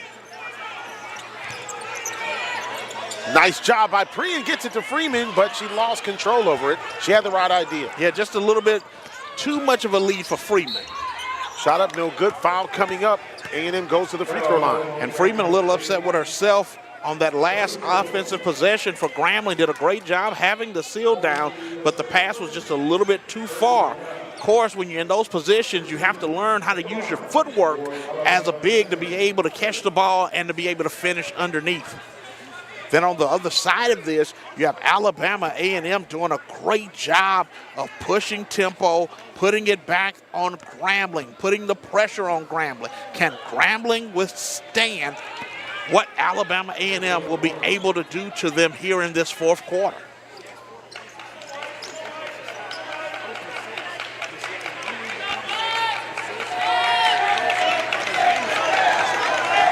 Big free throw coming up here. No. Free throws. I don't know how many they've missed, they being Alabama A&M, have missed in this basketball game. Alabama A&M, 9 of 21. So there is about, 12 points that could be added right now for A&M that would be a difference maker in this game. Worst case scenario, you'd be tied, right? If you... Prian. I never understand guards killing their dribble. I don't understand that. High screen and roll. I should be on the big on the high screen and roll looks. Nunn gets it to Freeman. Freeman goes up, gets the bucket. That's a seal down. Great job. Again, talk about old school basketball. That was a UCLA staple for their bigs on the UCLA offense. Freeman just put her hand straight up. Good defense there, but better shot. Nothing that you can do about that. That's a great play by a great player attacking the rim. Again, A&M has to remember, this is what we're going to have to do. We're going to have to attack the rim. Shot up, no good by Hartsfield. Foul coming up. I'm not sure if Coach Simmons wants Hartsfield to shoot the basketball here on a jump shot. I think everything that she wants to be a dribble drive, penetration, get in the lane, or get it inside to Freeman to finish. Nunn will go to the free throw line. Freeman had a pretty good game against. And we've got a timeout on the floor while they review. I was saying that Freeman had a pretty good game the other night, 21 points and I believe 10 or 11 rebounds.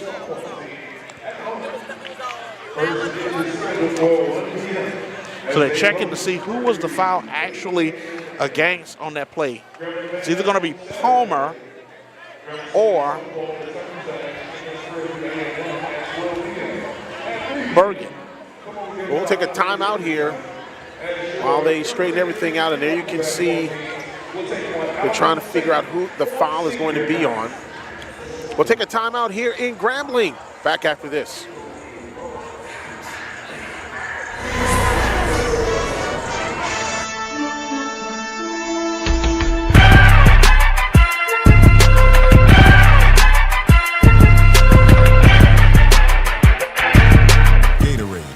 The world's most superior sports drink, designed to rehydrate, replenish, and refuel. It fuels the best because it is the best. Gatorade, is it in you? Today we celebrate the young, black, and fearless. Whether you are a creator, a storyteller, a motivator, or an activist, you are a change maker, and the future is yours. Be bold, drive change. We are exactly what you think. We are not at all what you think. We are past, present, and future, all in one. Because the best way to honor our history is to make history. General Motors, honored to sponsor the Southwestern Athletic Conference.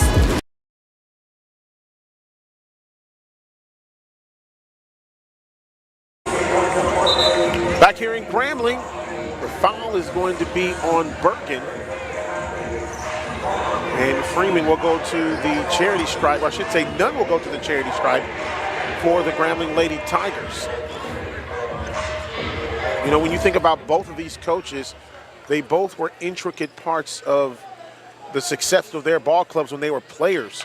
For Coach Simmons, of course, she spent 2 years at the University of Louisville. As a matter of fact, while she was there during her 2 years, they made a Sweet 16 appearance. On the other side, Coach Dawn Thornton was able to take Jackson State. They were the co-champions of the league while she was there during her 2 seasons, and really a big part of that. And, you know, when you look at them coming up through the ranks in coaching, where Coach Thornton got her start at Tougaloo College, has been known as a great recruiter. And that's one of the things that she does is with her sociology degree. Is she talks about how important it is to see how a player thinks. Out of bounds, back to Grambling. On the other side for Coach Simmons, one of the things that she does and she's been able to do, she works with guards extremely well. Well, the one thing that they talk about, or the coaches talk about, Coach Simmons talks about educating her players. And that's what she wants to do with her guards. Make sure her guards are smart in the basketball game, having high IQs, especially when the game counts. Then you talk about Coach Thornton, you're talking about a player who, a great coach who was a great player who understands what it takes. Freeman with the buckets. What it takes to actually win basketball games. She's been a winner wherever she's gone, whether that was at Prairie View or Shorter or even at University of Arkansas at Pine Bluff. She's a winner, Santoria. She finds a way. Alabama A&M with the basketball. Three-pointer on the way, no good. Ball tipped out of bounds off of Bergen and goes back to Grambling. You look at all of these coaches in the conference, and all of these coaches have tremendous talent, understanding great pedigrees. And that's just something that, when you got coaches that understand culture, recruiting, what it's going to take to win, you have a great program. And these two coaches really magnify what great programs are. Yes, they absolutely do. Palmer missing that shot underneath. This is one of those games where it begins to become, boy, when it rains, it pours. Did you see Coach Simmons running down the sideline? Yes. She still got some wheels. Oh, yeah, she can still get it now. Don't let it fool you. Nunn with the basketball. Inside to Freeman. That's a good catch. That's a good catch. Freeman couldn't hit the bucket. She gets the rebound, tips it out, and it comes down to Prien. Ball on the floor, and Wormsley comes away with it. I like the hustle of A&M right there, and I like the hustle of Prien also. What a fake by Prien! That's a great job of getting to the rim and finishing strong. That's the kind of hustle that helps you to move forward. Great pass coming from Wormsley. Great fake. Get in between the two, split them, kiss it off the rim. You gotta love the way that the Tigers are playing tonight. Timeout on the floor, 69-51 Grambling. Back after this. 2025 Starry SWAC men's and women's basketball tournaments presented by Buick will take place from Tuesday, March 11th through Saturday, March 15th at the Gateway Center Arena in Atlanta's Airport District. The tournament will feature the top 10 teams from the SWAC competing for championship titles with 2 NCAA tournament berths on the line. All 14 games will be broadcast live on ESPN Digital Networks. For more information on the 2025 Starry SWAC men's and women's basketball tournaments presented by Buick, visit SWAC.org. We are exactly what you think. We are not at all what you think. We are past, present, and future, all in one. Because the best way to honor our history is to make history. General Motors, honored to sponsor the Southwestern Athletic Conference. Starry Lemon Lime Soda.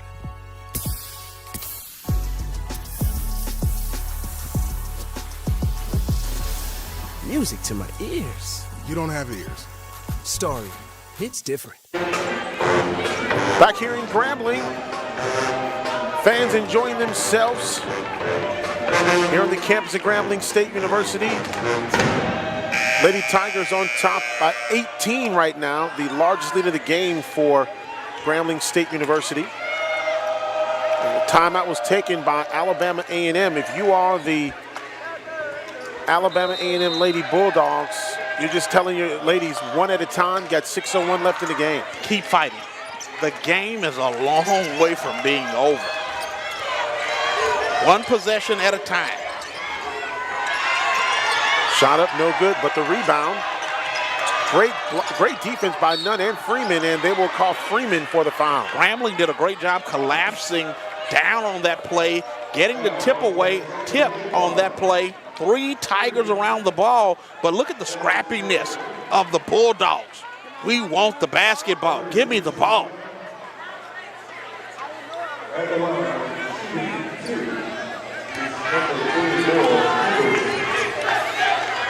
Free throws coming up by Pendleton. First one is good.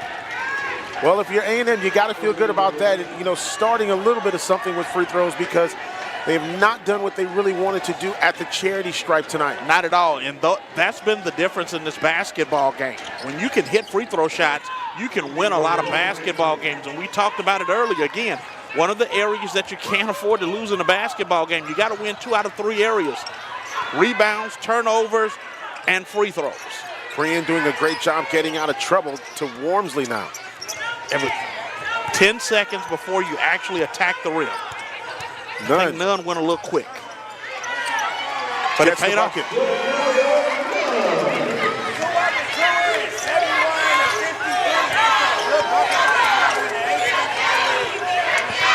Back to an 18-point lead for Grambling. Palmer drives. Got to knock this down. 3-pointer by Pendleton, no. Freeman with the rebound. Nice outlet pass to Prian. One more. Nunn goes up and she's fouled by Malin Wilkerson. I think that's one of those times when you're coming down the floor, if you're the person that catches it and the defense has done a great job of recovering on the play, you got to catch it and then make the extra pass. Now, you don't knock the play because it's an aggressive play and it puts Nunn at the line. Nunn has 3 points. She's 1 of 2 at the free throw line.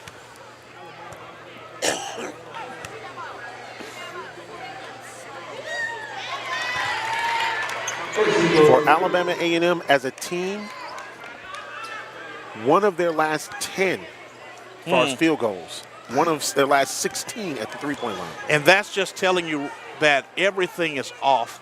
When you're just 1 of 10 from the field, that tells you that everything that you're doing is just absolutely out of sync.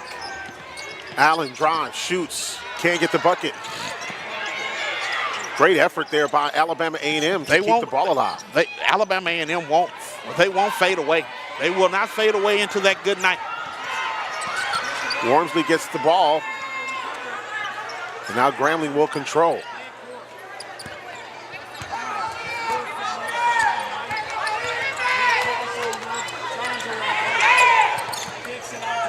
Prian now with the basketball. Drives. Try to get it to Freeman. Turnover. Good play. A foul on Prian. Good play.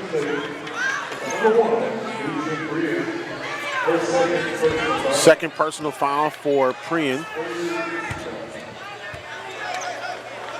And Alabama A&M will get the ball out of bounds. You know this is going to sound crazy saying, but you know that you're hustling when you have sweat running down your leg.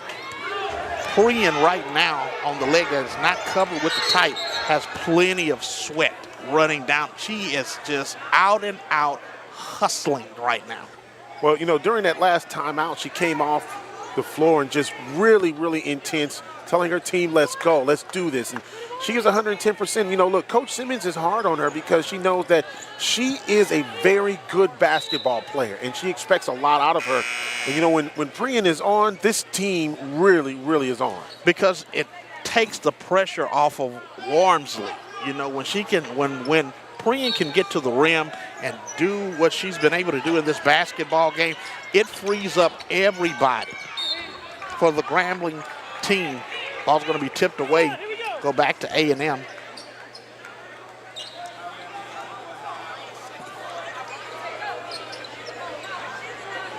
But you can definitely believe that Grambling will absolutely know.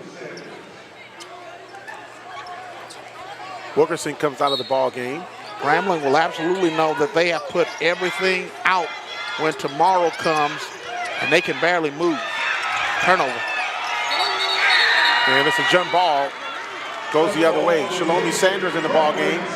Of course, daughter of Deion Sanders. Yes, having an opportunity to play in tonight's basketball contest. Has had some appearances throughout the course of this year. So she has an opportunity to come in and get a little play.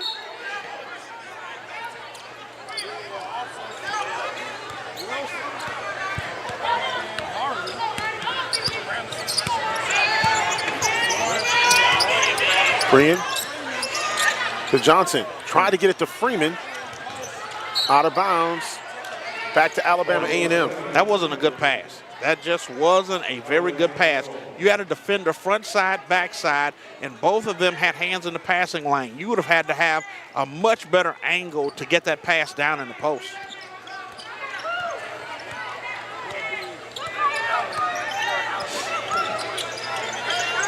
Nice pass inside. Oh, Wilson with the shot on the inside. Johnson is going to get the foul.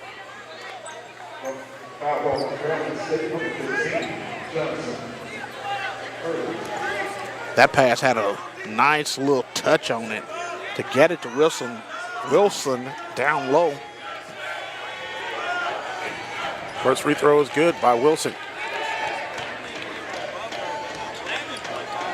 If anybody thought that Grambling would be up by almost 20 in this basketball contest, I'd pay them $100 right now. Do you think that this score sending a few shockwaves in the conference tonight? I think it does, because it lets everybody know that at any given moment, any team in this conference can beat you. And it's sending shockwaves because right now what it comes down to is finding a way to get hot. If you get hot at the right time, that's all it's going to take. Good seal down again. Good catch, got to finish. They're going to count the bucket? Nope. They're going to say it's on the floor.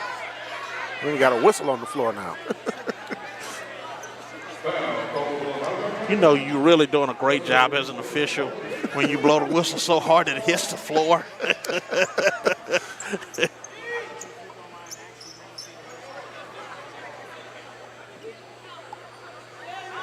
Hartsfield will inbound the basketball for Grambling under the Lady Tiger goal. Everybody's working hard tonight.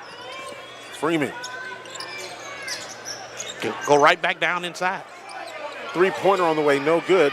And the rebound by Wilson. Ball is lost, and Priyan comes away with it. Priyan gets her pocket picked, and here comes Alabama A&M. Pendleton with the basketball. Gets it out to Wilson. No. Wormsley has the ball tipped out of her hands by Allen. Out of bounds, and Grambling gets the ball. This was like watching a great tennis match with everything that happened on that particular sequence. It was so much that was going on. I'm amazed you were able to keep up with all of that. Well, you know, I tell you what, this has been a One of those games, the first half was just a slugfest between these two teams. Back and forth, jab for jab. But the third quarter, man, Wormsley goes in and gets the buckets.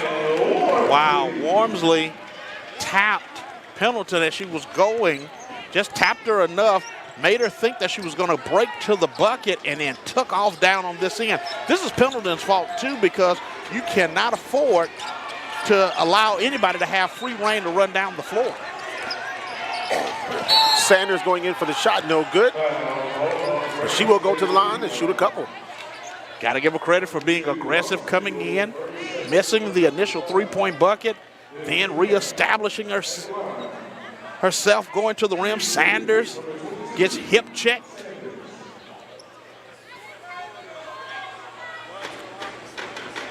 Shoots over 60% from the free throw line. And people don't realize this. You really don't get your name in the book until you really put points on the board, other than for minutes. And she does. Gets her first point.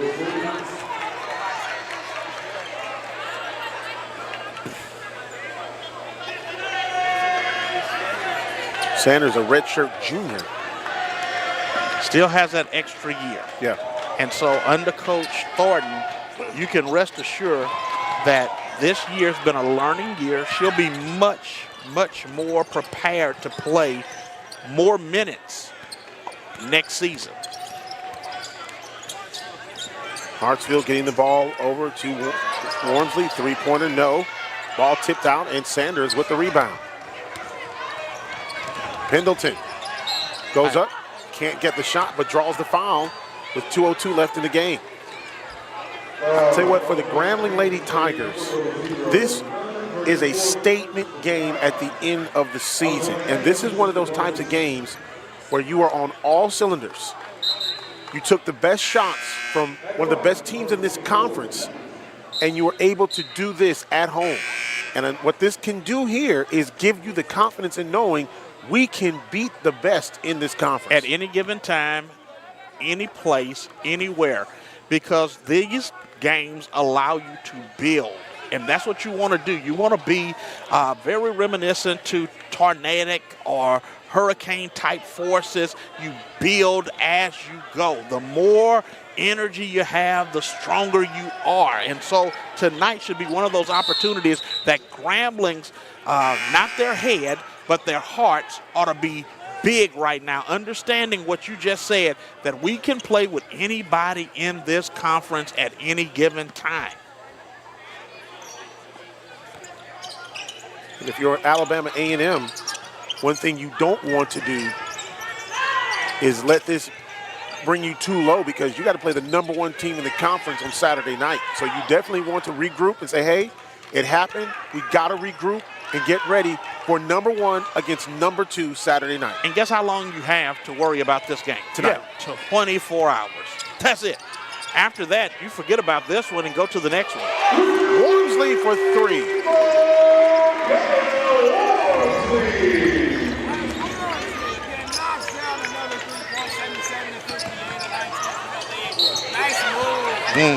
Foul coming up against Grambling. 1:21 left to go in this game. Wormsley, 22 points, a game high. On the other side for A&M, 18 points for Pendleton. 3 players in double figures for Grambling, and that's Wormsley with 22, Freeman with 12. And by the way, Freeman double-double, 12 points, 12 rebounds, and that's big. That's big. Prean with 11 points, 7 assists in the game. And that's what you want. You can't ask for anything better from your basketball team. Everything down the line, very well balanced. The people that were supposed to step up and do what they were supposed to do did that tonight. And that's all any coach around this conference asks any player that's on their team. Do what you've been coached to do. Do what your strengths are. And as long as you do that, we'll be all right no matter what happens at the end of the game. Palmer, after the missed free throw, gets the rebound and the bucket. Grambling up by 17.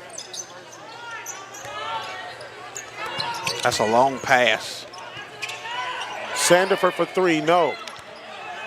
Under a minute now. I like the hustle after the missed shot. get down the floor, play defense, almost come away with the steal. Look at that. Palmer going right in at the defense. That's good defense, but a foul called on Johnson.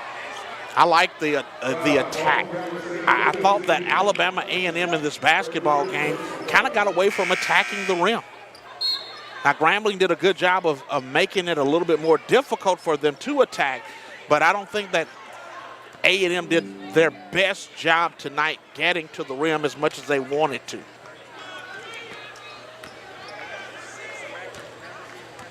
Saturday afternoon, Grambling at home against Alabama State, senior day.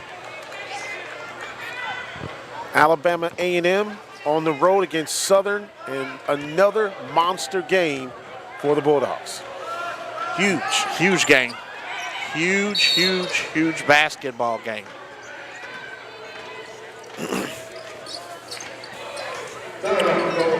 And the reason why it's so huge is because now, again, you need to find a way to get the momentum back on your side. You don't want to go into the tournament with a losing record. Coming into this game, we talked about it earlier, A&M was on a 5-game winning streak. They hadn't lost a game in almost a month. They were hot. I'm talking about not red hot, they were white hot. They were hot like coals in a barbecue pit hot. Let's take a look at some of the schedule here. Texas Southern at Prairie View on Saturday. Florida A&M and Bethune-Cookman, the last game for all those teams. They were off tonight. They'll play against their rivals coming up on Saturday on the SWAC Digital Network. Let's take a look at the standings right now. Southern beat Alabama State 61-38. They are now 15-2. Alabama A&M will drop to 13-4. Southern looks like that they will win the regular season crown. Mississippi Valley, they beat Alcorn State 72-63. That's a big win for Alcorn, or for Valley. Now 5-12 in conference play. Still an outside chance for them to get into the tournament. Wow.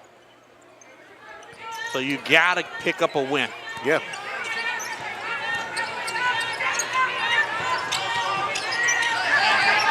This is all dribble drive attacks and kickouts. Foul, traveling. Well, what an upset. Alcorn losing on the road to Mississippi Valley. They're now 9-8. That's a huge loss. Grambling will move to 11-6 in conference play. Jackson beat Arkansas Pine Bluff 74-65. They now go to 13-4 in conference play. And so now there's just a logjam for second. A&M, Texas Southern, Jackson State, all 13-4. Wow. Here's the question. When was the last time that it's been that type of jam in the conference? Been a while. A&M definitely needs this win Saturday to solidify themselves, to kind of give themselves a little bit more breathing room. Yeah, Texas Southern plays Prairie View. It's a rival game. Never know what's going to happen there. No, you don't. Florida, and that game is at in Houston. That game's at Prairie View. Prairie View. Timeout on the floor, and we will keep it. We'll take a break. 28.2 remaining. We'll take a quick timeout. Back after this.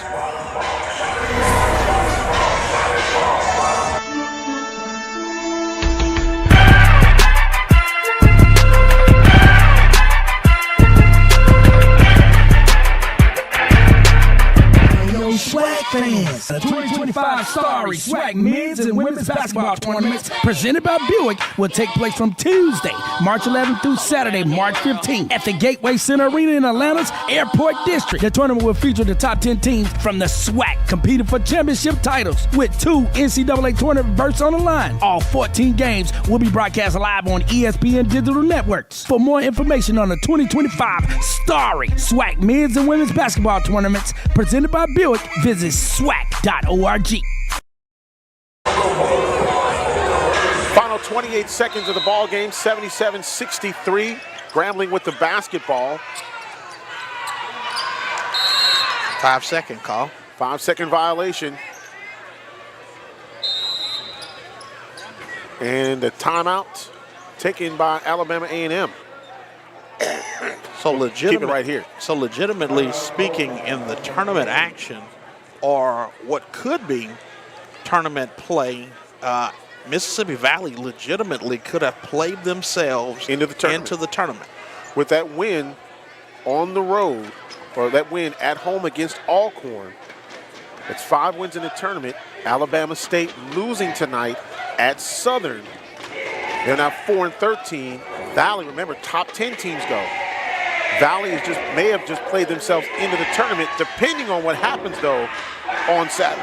So if you're Valley, the great thing that needs to happen is that you need to win.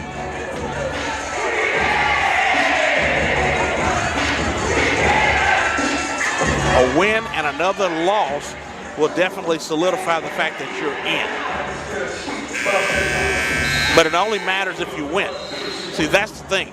People have to remember, winning makes the difference. You cannot go into the next game and lose it, and the team that was below you or even with you wins. That puts you out of the tournament altogether.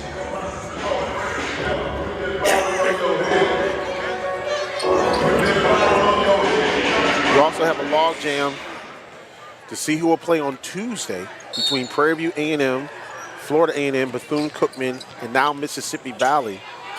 We know Valley would play on Tuesday if they stayed at 5-12, and now you got those 3 teams, Prairie View, Florida A&M, Bethune-Cookman. One of those teams would not play on Tuesday, the other 3 would. So you still got a lot to play for coming up on Saturday. With 1 game remaining. 1 game remaining. Ball tipped out, back to Grambling. Pine Bluff has been eliminated from the tournament. That's the only thing that we know for sure. Yeah, Pine Bluff 1-16 on the year and in the conference. Just a very, very rough year for the Golden Lions. Southern with a win tonight, 15-2. Regular season champs, they won 8 in a row now. Wow.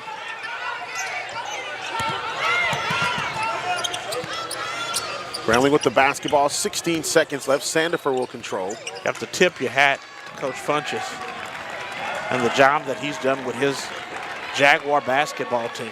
Absolutely. And what a job head coach Courtney Simmons has done here this evening. This team has come in and made a statement. 77-65, the final score between Grambling and Alabama A&M. Grambling 11-6 now in conference play. And they have gained a lot of momentum going into the tournament in Atlanta, but they've got business to take care of coming up on Saturday against Alabama A&M. And that's what's going to matter is, are you going to take care of the business that you need to take care of? Alabama State is going to be hungry, and they're going to want to play the spoilers coming into that basketball contest against Grambling.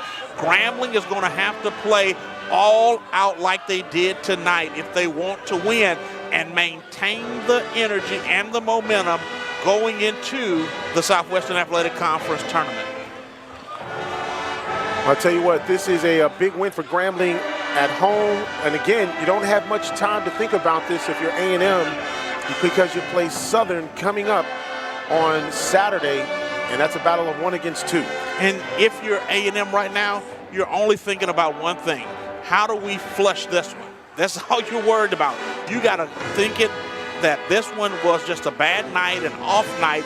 You got to go in and flush it out of your mind and then say, hey, when we step on the floor in the F.G. Clark Activity Center in Baton Rouge, we got to be ready to play the bad girls from Southern because they're going to be ready to play basketball hands down all the time. And so that's an opportunity for you to go in and make a statement going into the tournament and actually put Southern a little bit on the ropes, make them a little iffy about how they feel going into the tournament.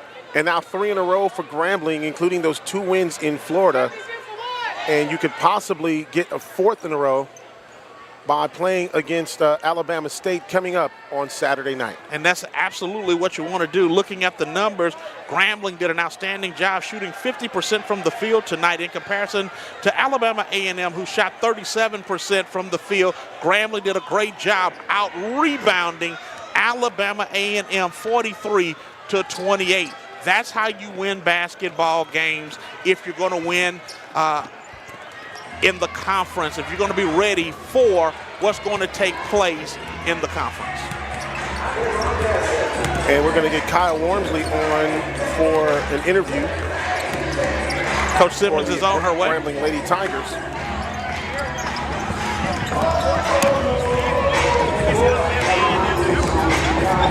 And Kyle Wormsley now joining us here at courtside as the Lady Tigers with a big win over Alabama A&M. Kyle, great game tonight against the Bulldogs. Talk about the win. We just came out ready to play. Me and my team, we was ready, we was pumped. We knew what the job was. We knew what we had to accomplish at the end of the night, and we came out and we did that. We excelled at that. And it was a statement win too, because look, the number 2 team in the conference coming in here. You guys were coming in after 2 games that you won on the road, and for this kind of win has to be a great momentum builder for you guys. Oh yes, for sure. Giving us a little bit of momentum, a little swing, a little bounce, and going into the tournament. Yes, sir. Absolutely. Well, Kyle, one of the things that you guys really worked on, it seemed like, is the defensive pressure. You had Alabama A&M off balance the whole game. Just knowing our personnel, knowing where everybody's at, knowing who's a shooter, who's not a shooter, and just capitalizing on that, knowing personnel. What's one of the things that you guys talked about coming into this weekend after that road trip that you had against the Florida game? Rebounding and how important the small details are. And you guys really out-rebounded Alabama A&M in this ball game, 43-27. Again, great win. Thank you. Thanks a lot. Thank you. Kyle Wormsley joining us here at courtside as the Lady Tigers defeat Alabama A&M by the score of 77-65. That will do it for our broadcast here for the women's basketball game. We've got the men's basketball game coming up. Grambling and Alabama A&M will play. Big game for the men's basketball team as well. We'll see you in about 30 minutes right here on the SWAC Digital Network. Until next time, always remember, one nation, one people. Peace.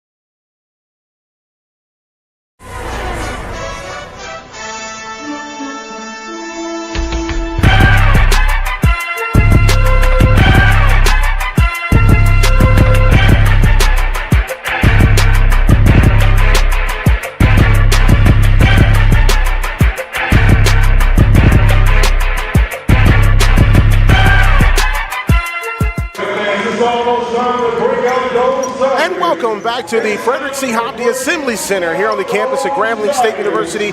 Game number 2, Alabama A&M and the Grambling State University Tigers. Both teams, of course, they're on the bottom end of the spectrum in the Southwestern Athletic Conference, trying to improve their standings into the tournament. Now, of course, right now, as we know of, both teams would be in the tournament, probably would have to play on Tuesday afternoon. But hey, once you get into the dance, that's all that matters. Santoria Black along with Ossie Clark bringing you today's game, and it's all about momentum as you get ready for the tournament. Both of these teams trying to gain that momentum as they get ready to go to Atlanta. And this is what you're talking about whenever you have games of this magnitude. You can't afford to take your foot off the gas pedal. Both of these teams need a win going into Atlanta because everything hinges on what you're doing in these last 2 basketball games. Nobody wants to go to Atlanta with losses because it's hard to come back from that. Aaron James told me that many years ago, losing is contagious, and right now you don't want to catch the disease. Now for Alabama A&M, they are led by A.C. Bryant, a native of Shreveport, Louisiana, who is leading the team in scoring with 14 points a ball game. A.C. Bryant is an outstanding basketball player. It's a guy that went to the JUCO route, then went to Florida, now here at Alabama A&M. He's the guy that is the catalyst for the Alabama A&M Bulldogs basketball team. If he gets going in this basketball game, it's going to open up everything else for everybody else on the floor. And on the other side for the Grambling State University Tigers, man, what a year Contavious Dozier has had. You talking about a guy that can really play this game. He is smooth as anything that you've ever seen. He is as smooth as the other side of the pillow. He is an outstanding basketball player that can get to the rim, shoot the 3 ball, and then be innovative enough to find a way to get his other guys involved in this game. If Dozier can find a way in this game to be a complete basketball player on both ends of the floor, Grambling has a great chance tonight of walking away with the win over the Bulldogs. It's Grambling versus Alabama A&M. One of these two teams will continue their rise in the conference. The other one will have to wait until Saturday to try to win again. We'll take a timeout. We'll be right back here on the SWAC Digital Network.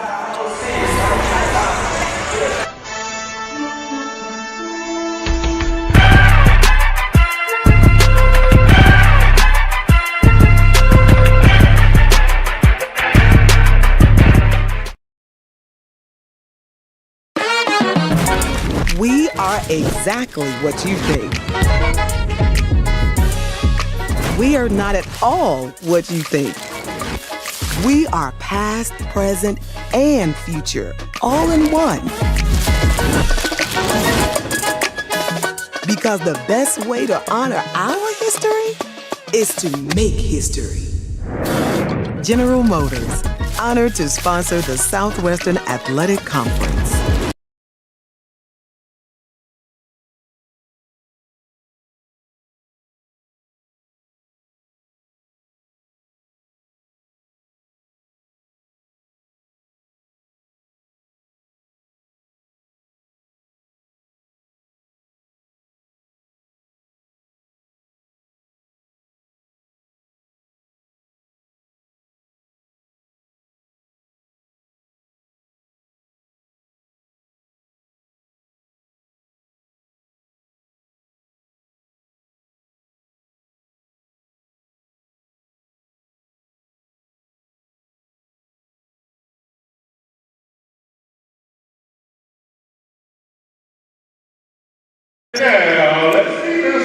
Back here at the Frederick C. Hopkins Assembly Center here on the campus of Grambling State University, the Grambling Tigers.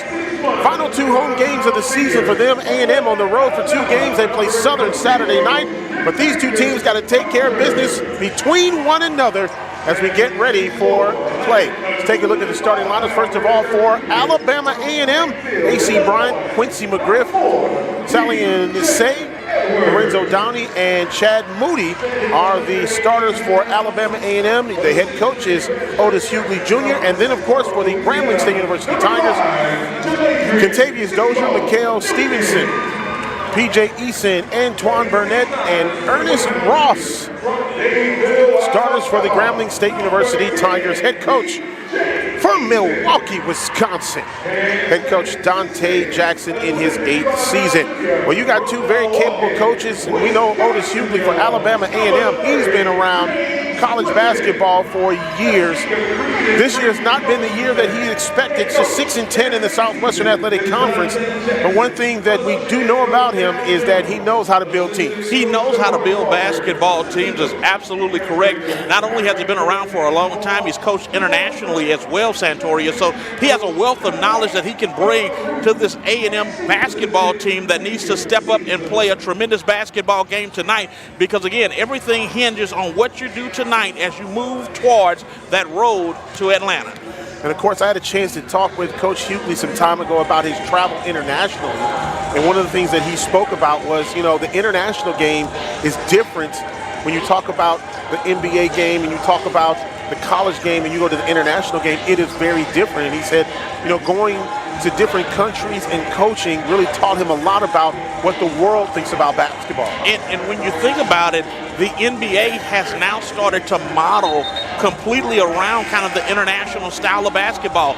More positionless basketball being played on the NBA level. You have bigs now who can step out and shoot it from 25, 30 feet out. So now you don't necessarily have to have a back-to-the-basket type of guy to actually be successful and be a winner on the NBA level or any level at this particular point. But let's just call a spade for real quick. I still like to have those guys that can bang down low. Both these two teams tied at 6-10 coming into today's matchup. If the season were to end today, it'd be Alcorn 7 seed, A&M would be the 8 seed, Grambling the 9 seed, Prairie View the 10 seed. Those four teams would play on Tuesday night. On Tuesday, with the winners, of course, advancing to the top 8.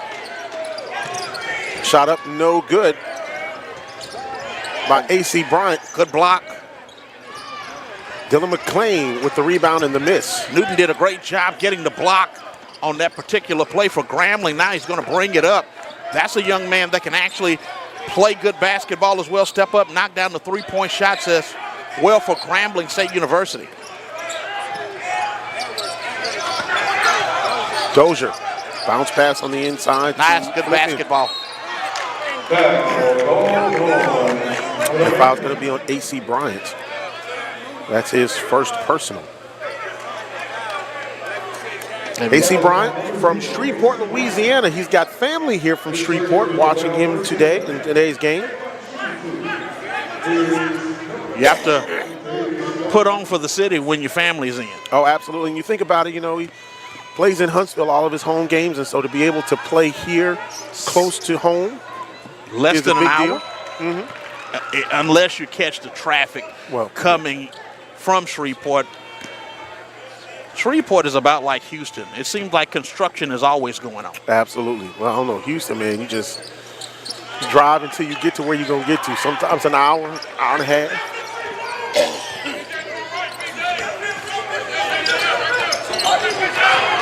Grambling with an early lead. Tigers were 1-2-2. Pressure that time. And sometimes people have to remember when you look at pressure, it's not really necessarily get a turnover. Sometimes you just want teams to play out of rhythm, play faster or slower than their regular pace.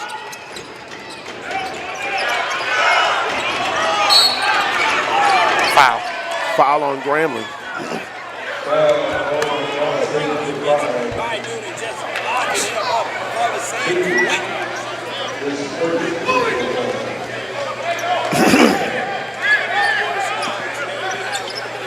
I believe that one was on Newton.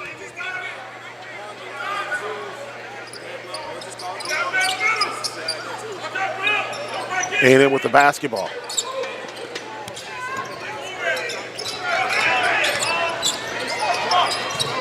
Three-pointer by McClain. No. Ball tipped around, recovered, put back, no good. That's a great job block. Grambling now get with the basketball. And this A&M team has some size. They definitely do. They have plenty of size. Grambling has to do a better job of making sure that they're taking care of the spaces for box-out opportunities. Alabama A&M, the last couple of possessions down.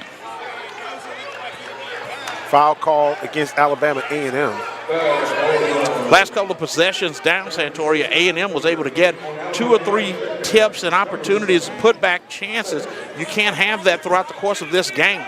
But you give a lot of credit to A&M for fighting for that extra play. Say with the foul, that's his first personal.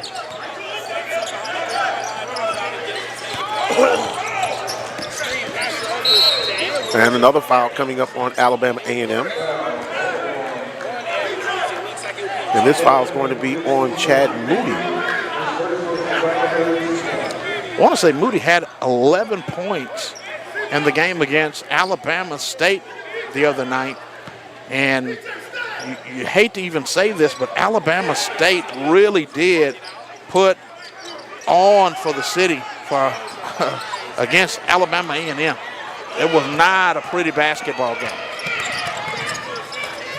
Shot up and good. A.C. Bryant with the bucket.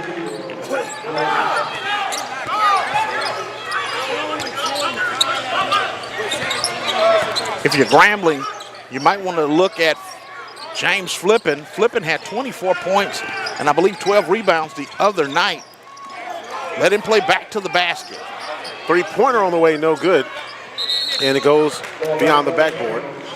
And this is one of the areas that Grambling has had problems. They will have possessions or times throughout the course of the game where they just get out of offensive sync. They can't find that rhythm in the game.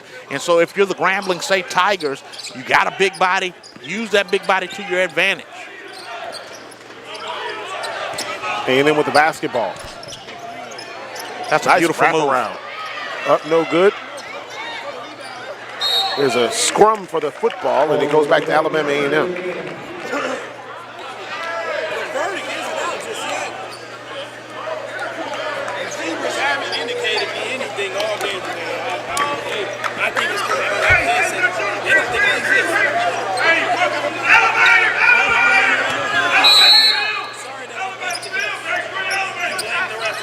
A&M with the basketball.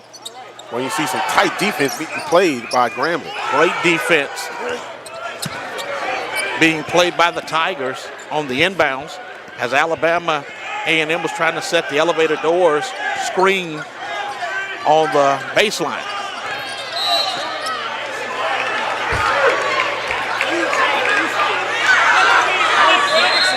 That foul's going to be called on Grambling. P.J. Eason. Coach Dante Jackson not happy about that last call. That one was tough. That's a tough call, but the official is the one that has the privilege of making that call.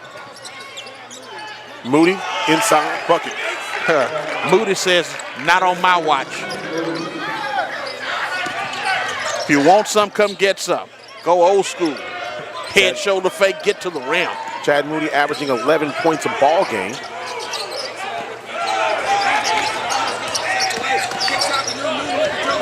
That's a good block. That was a great block. Moody did a great job on that particular play. Scrambling, getting over, get that out of here. I believe Moody did not play against Grambling when they were in Huntsville. Flippin does a great job. Look at that. Great job by Flippin. Beautiful footwork, worked inside, drop step, kissed it off the window. Well, that's how you would like a date to end right there, with a kiss. Out of bounds off the hands of Chad Moody. And we have our first timeout. Tied at 4. Our first media timeout of the game. We'll be right back.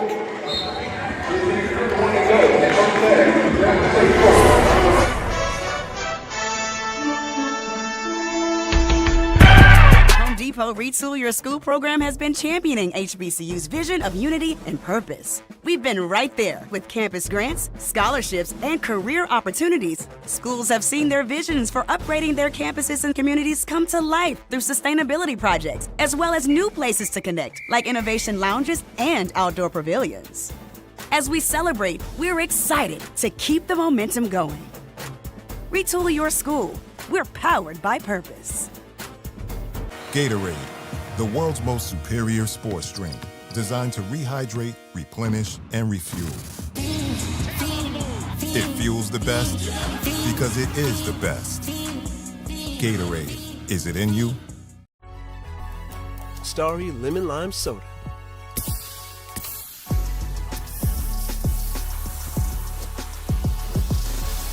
Music to my ears. You don't have ears. Starry, hits different.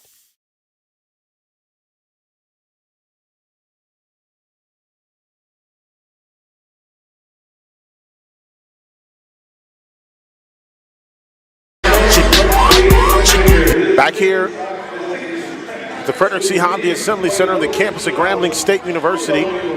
Tied at 4 early on in this ball game between Grambling and Alabama A&M. And, you know, we talk about, in that last game, we spoke about Coach Simmons and her playing days at Louisville and Coach Dawn Thornton's playing days when she was at Jackson State. And I want to go back to when Coach Dante Jackson, head coach at Grambling, we was watching his alma mater earlier, Central State, that came away with a big victory at in the SIC tournament, which is at Morehouse. They played Morehouse and won that game 77-70, and now they are on to play Savannah State in the semifinals of the SIC tournament. And he says, hey man, my alma mater is doing well, and we're beating Morehouse in the SIC tournament at their floor. Hey, life is good when you know that your alma mater is actually playing well. Now you hope that your team can mimic what your alma mater is doing, fighting in the tournament, fighting for tournament life, fighting for what you want to see the rest of this season. Chad Moody with the shot up, no good. Edwards with the rebound. Nice job. Flipping. Well, that's how you play it. Has really been a great addition to this team. Big man catches it on one side of the floor, was able to come to a stop, make the head shoulder fake, then put it off the window.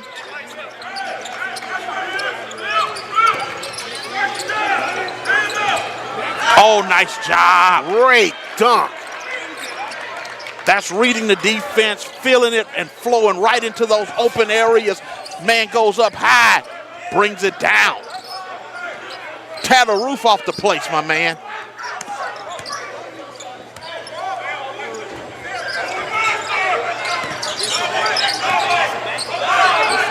Flipping, long three.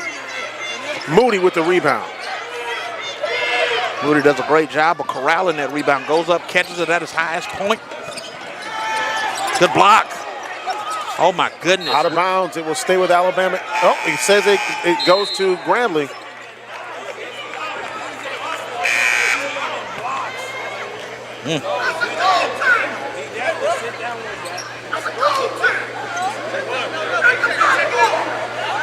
Coach Hughley not happy about that last call. Players thought that the ball went off of Grambling, and it should have been Alabama A&M basketball. Well, I'll tell you what, it was hard to tell when we was looking at the board here in the Assembly Center exactly what happened. The officials makes the call. Well, that's still a tough call. I wouldn't want to be an official by any stretch of the imagination in games of these magnitude. I've done it before, officiated, and, you know, you got to have thick skin. Brother, let me tell you, I did it for, like, football, and football is a lot easier because you're kind of away from everything, so it's not as invasive, but when you're right there and the coach is right up on you, it can get to you a little bit. And so you're right, you have to have thick skin to be an official, especially on the collegiate level. Absolutely.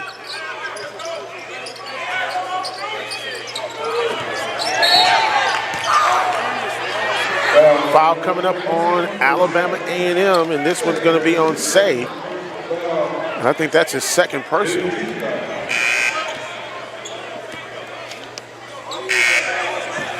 Bring.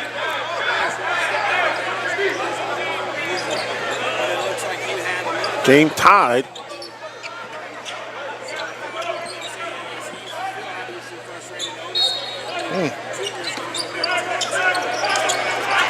Two fouls for Moody, two for Say. That could be big. Huge. Shot up no good. Lewis Hutchinson actually gave him a nice little bounce. Hutchinson did a great job getting in the middle of the lane, taking that shot off of one leg.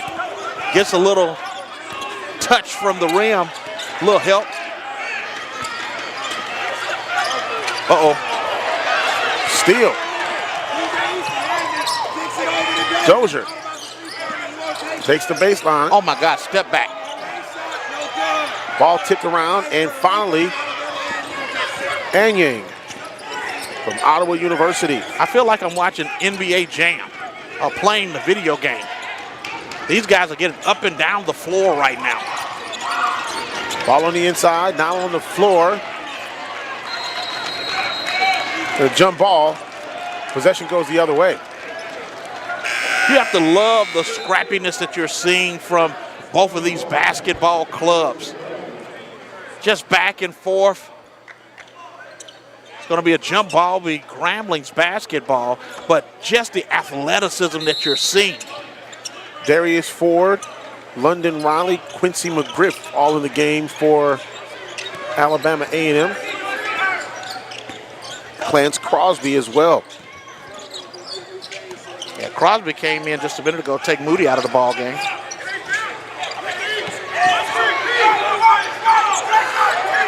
Ten seconds left on the shot clock. Dozier driving. Ooh, takes a big spill on that play. Going to be a foul on Alabama A&M. If you're coaching point guards, and this is one of those situations where you have to remember, if you're coaching point guards, the one thing that you would definitely tell them on pick and roll action like we just saw a second ago, where do your eyes have to be on the pick and roll? If you're picking and rolling, you have to know where your big is going to be. So here in this situation, you had the big that came out and blitzed. So what do? You want to step back, push back, backpedal, stretch the defense a little bit, or attack the defense like Dozier did, get to the window. Dozier with his first free throw up and good. Contavious Dozier averaging 12 points a ball game, and he shoots 80% from the free throw line, one of the best free throw shooters in the conference. This is the second. Well, you put the jinx on him that time. It's all my fault. Broadcaster's jinx. Tough defense played by Alabama A&M. Grambling doing a great job scrambling out of the defense. See if Alabama A&M can get the look that they want. Backdoor cut, kick out. McGriff now back to Ford. 3 seconds left on the shot clock. Up, no good. Foul coming up against Grambling. That's just good ball movement. That is excellent ball movement. That's where the international game, NBA style of basketball, quick movements of the basketball. Great job, dribble, drive, get there, hesitate, pick up the foul. Do just enough. Yeah, on your way down, Dozier, you got to remember, you got to give the offensive man space to come down. Ford with the free throw up and no good. Ford averaging 7 points a ball game and right at about 78% from the free throw line. You talk about size. Look at the size that is on the floor right now for Alabama A&M. These are some big guys. Ngok Anyang, 6'9", sophomore from Australia. Quincy McGriff, 6'6", junior. London Riley, one of the guards, 6'3". Great basketball movements. And that was Ernest Ross, the 6'9" senior from Florida. Flippin did a great job of being able to catch it. I didn't know if he saw Ross cutting to the basket, throws the lob, and Ross was able to kiss it off the window. Crosby with the basketball, now to Ford. Ford to Griff, and that's going to be a traveling violation. And it will be Grambling basketball when we come back from the timeout. 11:35 remaining in this first half of play. Grambling up by 4.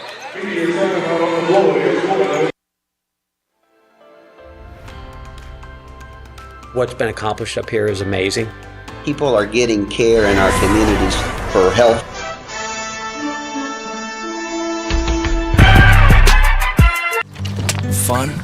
Memories, friendship, we're here for all of it. Here for the big moments and the small ones too. We're here for unforgettable triumph, momentary misfortune, and the impromptu throwdown. We're out here each day, chasing something great. Call it adventure, call it play, we call it fun. Academy Sports and Outdoors. Have fun out there. Ayo, SWAC fans! The 2025 Starry SWAC men's and women's basketball tournaments presented by Buick will take place from Tuesday, March 11th through Saturday, March 15th at the Gateway Center Arena in Atlanta's Airport District. The tournament will feature the top 10 teams from the SWAC competing for championship titles with 2 NCAA tournament berths on the line. All 14 games will be broadcast live on ESPN digital networks. For more information on the 2025 Starry SWAC men's and women's basketball tournaments presented by Buick, visit SWAC.org.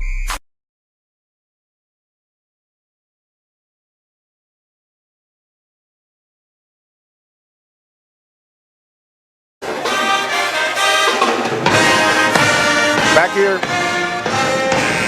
at the Frederick C. Hobby Assembly Center here on the campus of Grambling State University. SWAC basketball action, Alabama A&M and Grambling going head-to-head here on a Thursday night. Last 2 games of the season. Both teams will play on Saturday. Grambling at home, senior day against Alabama State. A&M will travel to Baton Rouge to take on Southern. And neither one of those games will be easy, especially against Alabama State coming in here against the Grambling State Tigers. And then, of course, anytime that you have to travel to Baton Rouge, that's tough sledding for any team. Very difficult to play at the F.G. Clark Activity Center. Better known as the what? The Mini Dome. Mini Dome is at Prairie View. Oh, Prairie View's a Mini Dome. I thought Prairie View was the Baby Dome. Well, yeah, I guess you could call it Baby Dome. People call it the Baby Dome. I've told the Baby Dome and Mini Dome.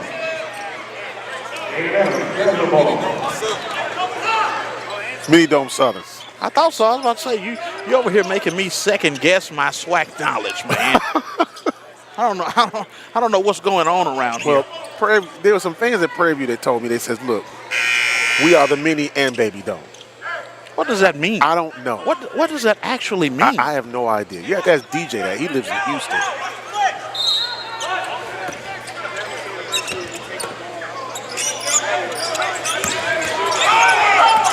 Nice move. Stevenson goes in for the layup, but he draws a foul. Well, that is a killer. That first step that Stevenson made getting to the window that time was absolutely sick. Good fake. Step back. You got to be quicker than that, my friend.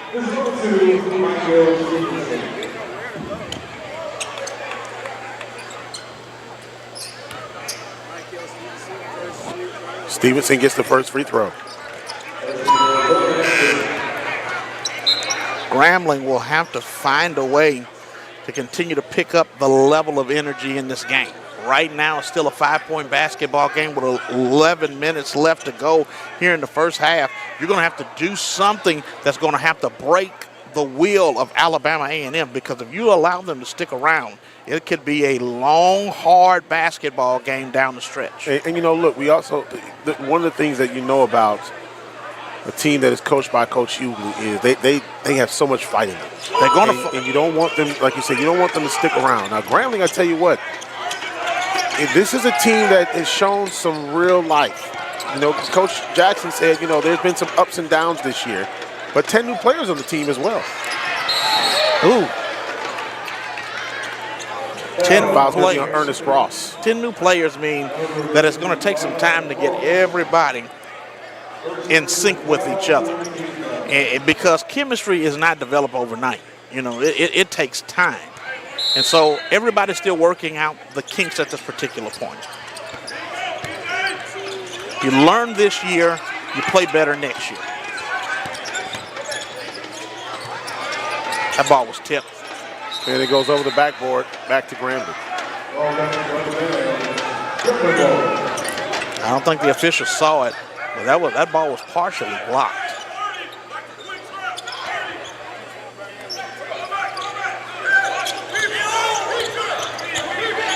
Antoine Burnett will bring the ball up the floor.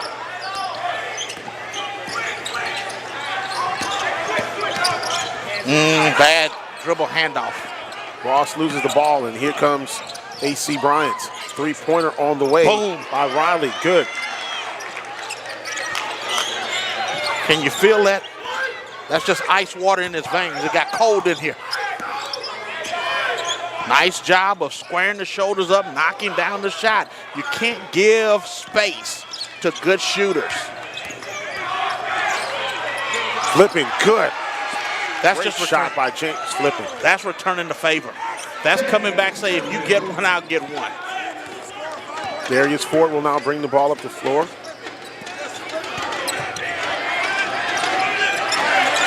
Now this is isolation basketball. Set to pick on the back end. Three-pointer up, no good. Burnett with the rebound.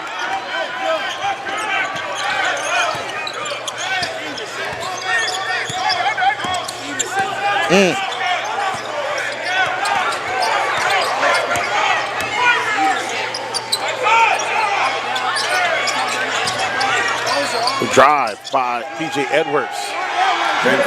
James Flipping with the bucket. That's a great job of using everything on that play.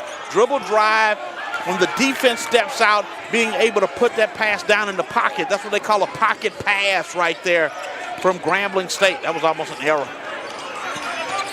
Grambling by 7. London Riley for 3. In and out, no good. Ball tipped up, no good. Look at the fight for getting that's the second opportunity. Riley drives and will draw the foul.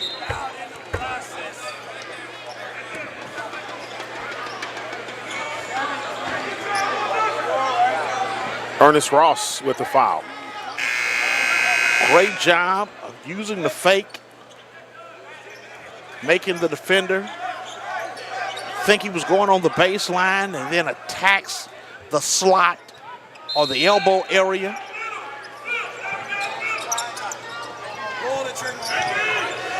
And then with the basketball. Three-pointer on the way, no good. Rebound. Good rebound by P.J. Eason.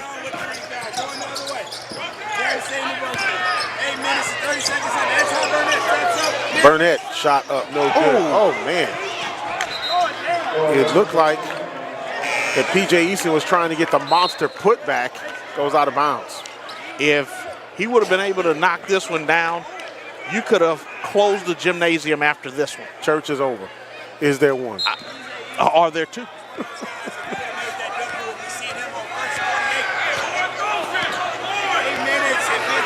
Just in case people are wondering where that really comes from, that's a Leon Thomas joke, one of our guys that we had for many years that worked with us.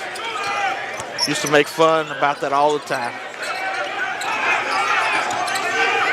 Bryant with the basketball, defended by Contavious Dozier. Three-pointer on the way, no good. Coming down with the rebound, Sibo Newton, and he loses the basketball. Grambling basketball. Newton was going as fast as you can go, attacking the rim, trying to make something happen on this play, but give a lot of credit to Bryant being in the right place at the right time. Only bad thing is he stepped out of bounds as he was making this great play. Does a great job of closing, getting there, stripping, and steps out at the very end. But you got to like the hustle that the Bulldogs are putting on right now in Grambling, Louisiana. Grambling up 7. 7:46 remaining in the first half. Back after this.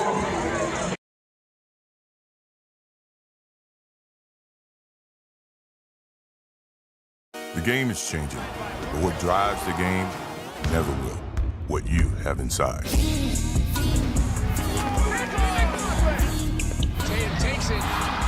Gatorade, is it in you? Today we celebrate the young, black, and fearless. Whether you are a creator, a storyteller, a motivator, or an activist, you are a change maker, and the future is yours. Be bold, drive change. Some people deny the power of Flamin' Hot. Spicy deniers. They try to deny it to everybody. Not hot at all. But sometimes it's just impossible. So why deny it? Unleash your flamin' hot.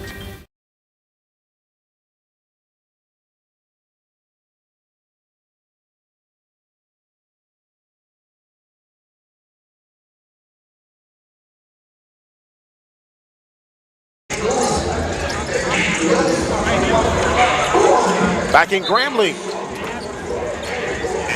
Tigers on top by 7. 7:46 remaining here in this first half of play. If you had to look at this first 12, 13 minutes so far for both of these teams, Grambling has been able to take advantage of some shots on the inside. Alabama A&M still trying to find, I guess, their footing right now. That's exactly what Alabama A&M. They've had great opportunities to actually make something happen on the offensive end. They just haven't been able to convert like they want to.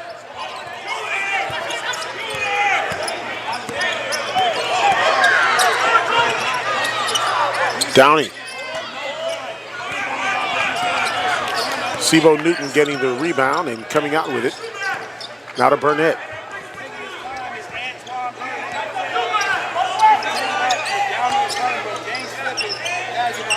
That's a good move. Burnett goes in and gets the bucket.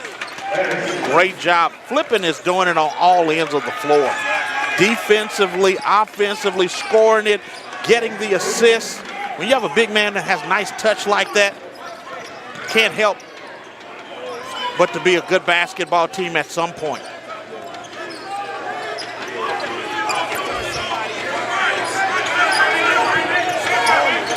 A&M with the basketball. 5 seconds left on the shot clock. Great defense by Grambling. Drive, it's blocked out of there. Downey goes in trying to get the bucket. Shot clock violation. As a matter of fact, Downey led the team in scoring the last time that these two teams played. He had 15 points for Alabama A&M, 5 of 11 from the field. Chad Moody was not in the ball game the last time that these two teams played, did not play. And not having Moody on the floor right now is an issue for Alabama A&M, because right now they're having a hard time actually finding a way to get their offense really kick-started. Flippin takes the three-pointer, no good. Ball tipped. Out of bounds. And Anyang did a very wise decision allowing the ball to go out of bounds. That's smart play. You see it's going out of bounds and no need of trying to jump in the stands to make that play. You're going to get the ball on that particular possession. Coach Dante Jackson just told Flippin, swing the basketball, especially when you have a guy in the post that can get the basketball that you can get it to. Again, if you can see the numbers, get the basketball to the guy in the post and then read and react off of that. McClain has his pocket picked by Burnett, and now both of them have the ball tied up. We'll go back to Alabama A&M. Good hustle, Grambling, double team, and down in the post that time. One of the things that you teach players, any player, you don't want to bring the ball down. Anytime that you put the ball down, anybody can get that basketball. So you keep the ball up high. That's going to be a foul against Antoine Burnett.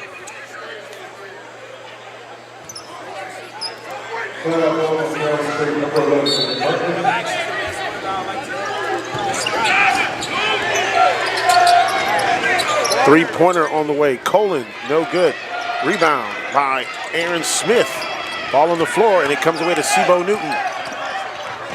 Newton drives, shoots, gets the bucket. Great job by Sebo Newton coming away with the ball, going coast to coast, using the left hand, getting to the window, to the walls.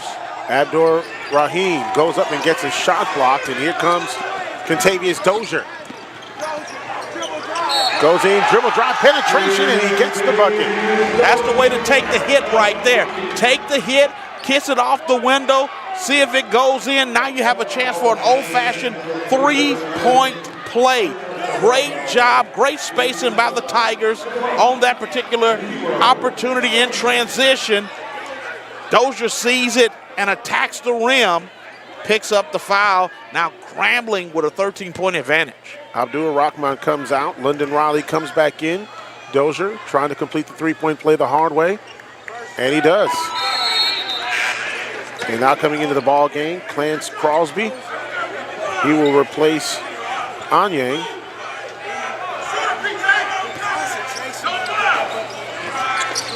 If you're Grambling, you can't have any letdowns, but if you're Alabama A&M, you got to find a way to get something going. It's been a while since they've been able to get anything going offensively.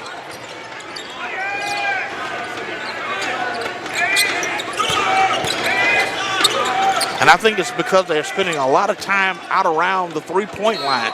McClain goes in, gets the bucket. Until then, that's a good job of attacking the window right there. Attack the goal. Go to the rim. Lewis Hutchinson with the foul. The movement of the basketball causes the defense to have to move. And defenses don't like to do a lot of that. So when you get them to move out of position just a half a step, in college basketball, a half a step is more than enough for you to attack the window. Missed free throw, and Grambling comes away with the rebound.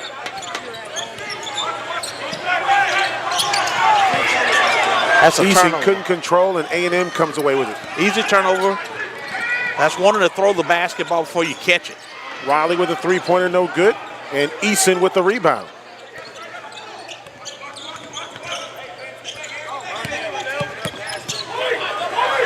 Have to like what Burnett just did.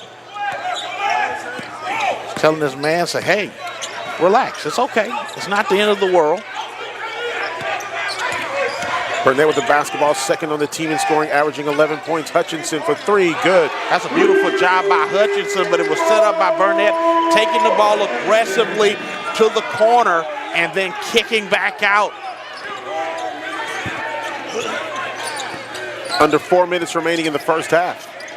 Still believe Alabama A&M needs to attack the rim. They need to get back to getting to the window, get to the glass. 4-point play. That is a big mistake right there by Grambling. Three-pointer is good. And a possibility for a 4-point play when we come back. And here you can see it once again. This is McClain for three and nothing but the bottom of the net. Timeout on the floor. Grambling still with a double-digit lead. Back after this. You come to Grambling State for an education. What you'll find. Ayo, SWAC fans! The 2025 Starry SWAC men's and women's basketball tournaments presented by Buick will take place from Tuesday, March 11th through Saturday, March 15th at the Gateway Center Arena in Atlanta's Airport District. The tournament will feature the top 10 teams from the SWAC competing for championship titles with 2 NCAA tournament berths on the line. All 14 games will be broadcast live on ESPN digital networks. For more information on the 2025 Starry SWAC men's and women's basketball tournaments presented by Buick, visit SWAC.org. Starry Lemon Lime Soda.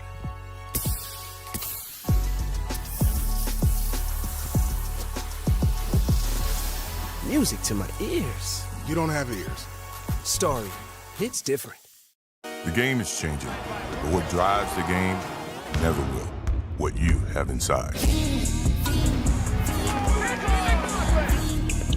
Takes it. Gatorade, is it in you? Back here in Grambling, Tigers with a double-digit lead over Alabama A&M. Under 4 minutes remaining here in this first half of play, and right before the timeout, Alabama A&M with a three-pointer, and that was by Dylan McClain, and he was fouled on the play, and so now he'll go to the line for a 4-point play.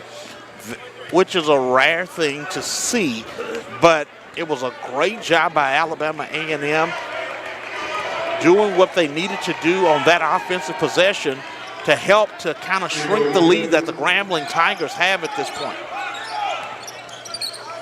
A&M 2 of 4 at the free throw line. They're just 2 of 11 from the three-point line. Grambling 1 of 5.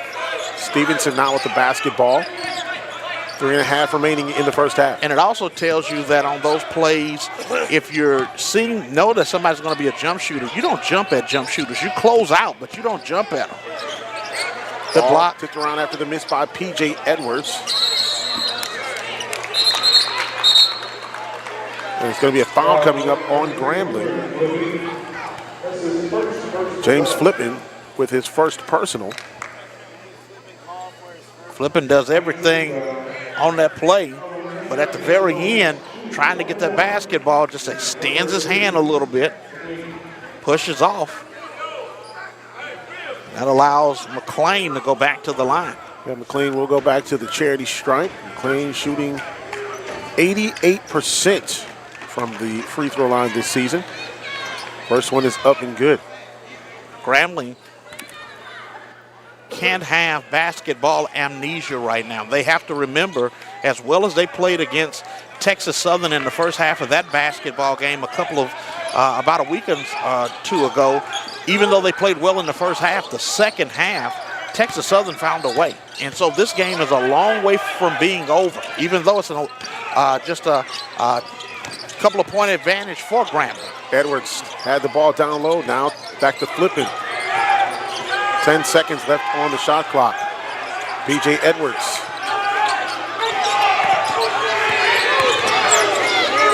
Back to Hutchinson. Missed shot. McLean with the rebound for Alabama A&M. Riley. Bounce pass on the inside to Crosby. Crosby lost control of the basketball on the floor. And Antoine Burnett and Crosby tied up. Jump ball possession goes to Grambling. Here's what you have to explain to me.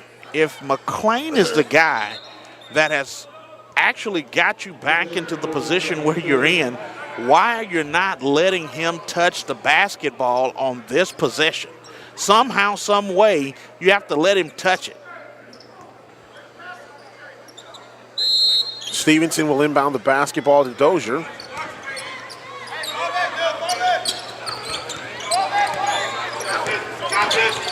A little bit of a soft press set on by Alabama A&M. Showing 1-2-2 look, and then at the very end, kind of back off, make it look like a man-to-man defense, became a man-to-man defense. Ross is fouled. That's Jalen Coley. Cologne with his first personal foul. Freshman from Ackworth, Georgia.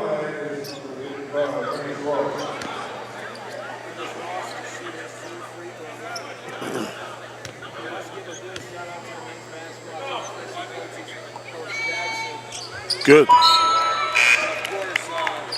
Cologne was trying to fight through to get a steal. End up picking up an unnecessary foul. Putting Grambling at the line, and the line wing. Ross to go to the line, and Coach Otis is not happy about that foul.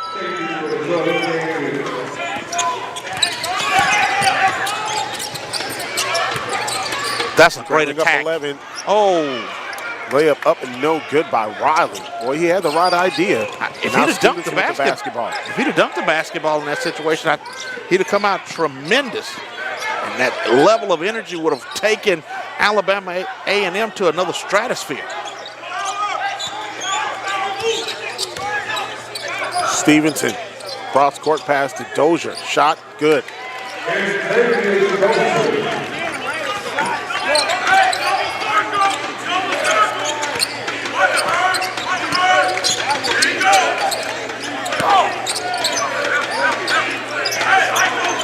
Moody, who's back in the ball game, underneath the rim, goes up for the shot. Partially blocked by P.J. Eason. Grambling has the basketball. Stevenson controlling. Little Euro step up, no good. Hutchison trying to get the rebound. And coming down with it was Crosby. And they will call a foul, it looks like.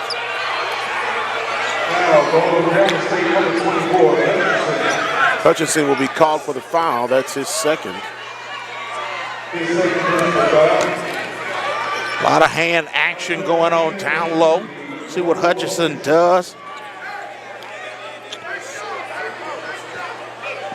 Kind of reached in at the last moment.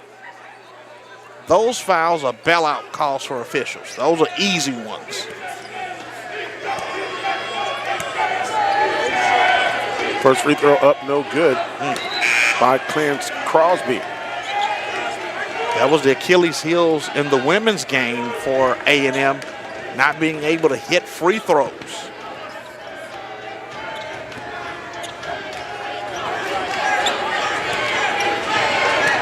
PJ Easton coming out of the ball game.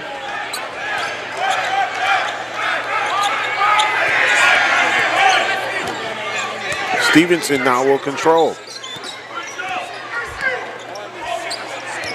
Stevenson from Fort Wayne, Indiana, went to Milwaukee Area Technical College.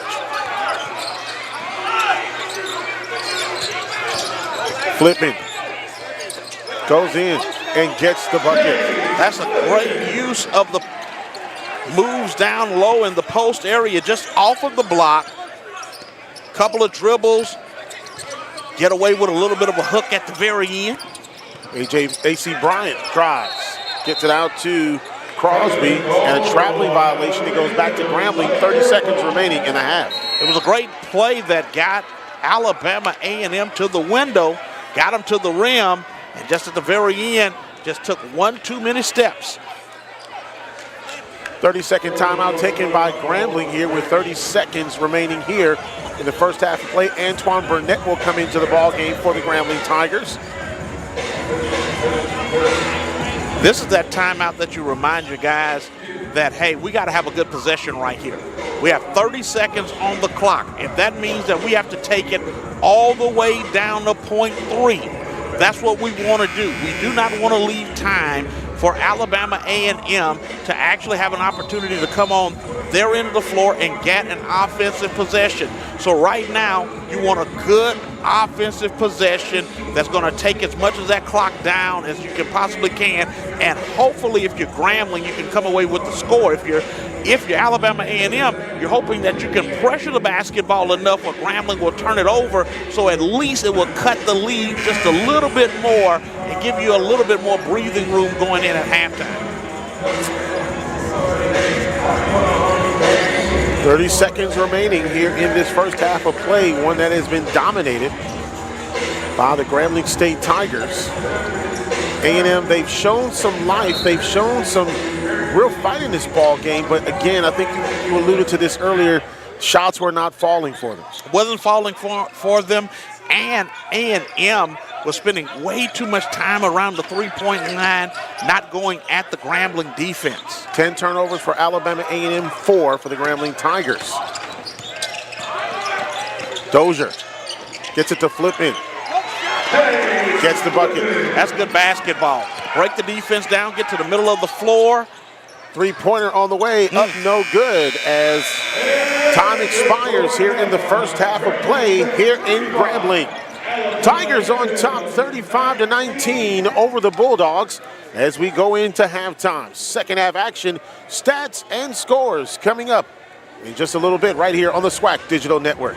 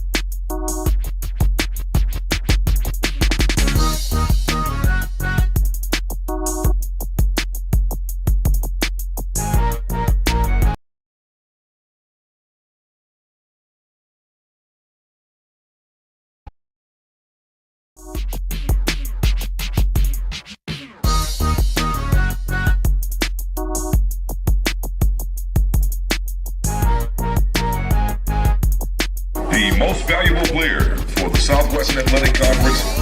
Alyssa.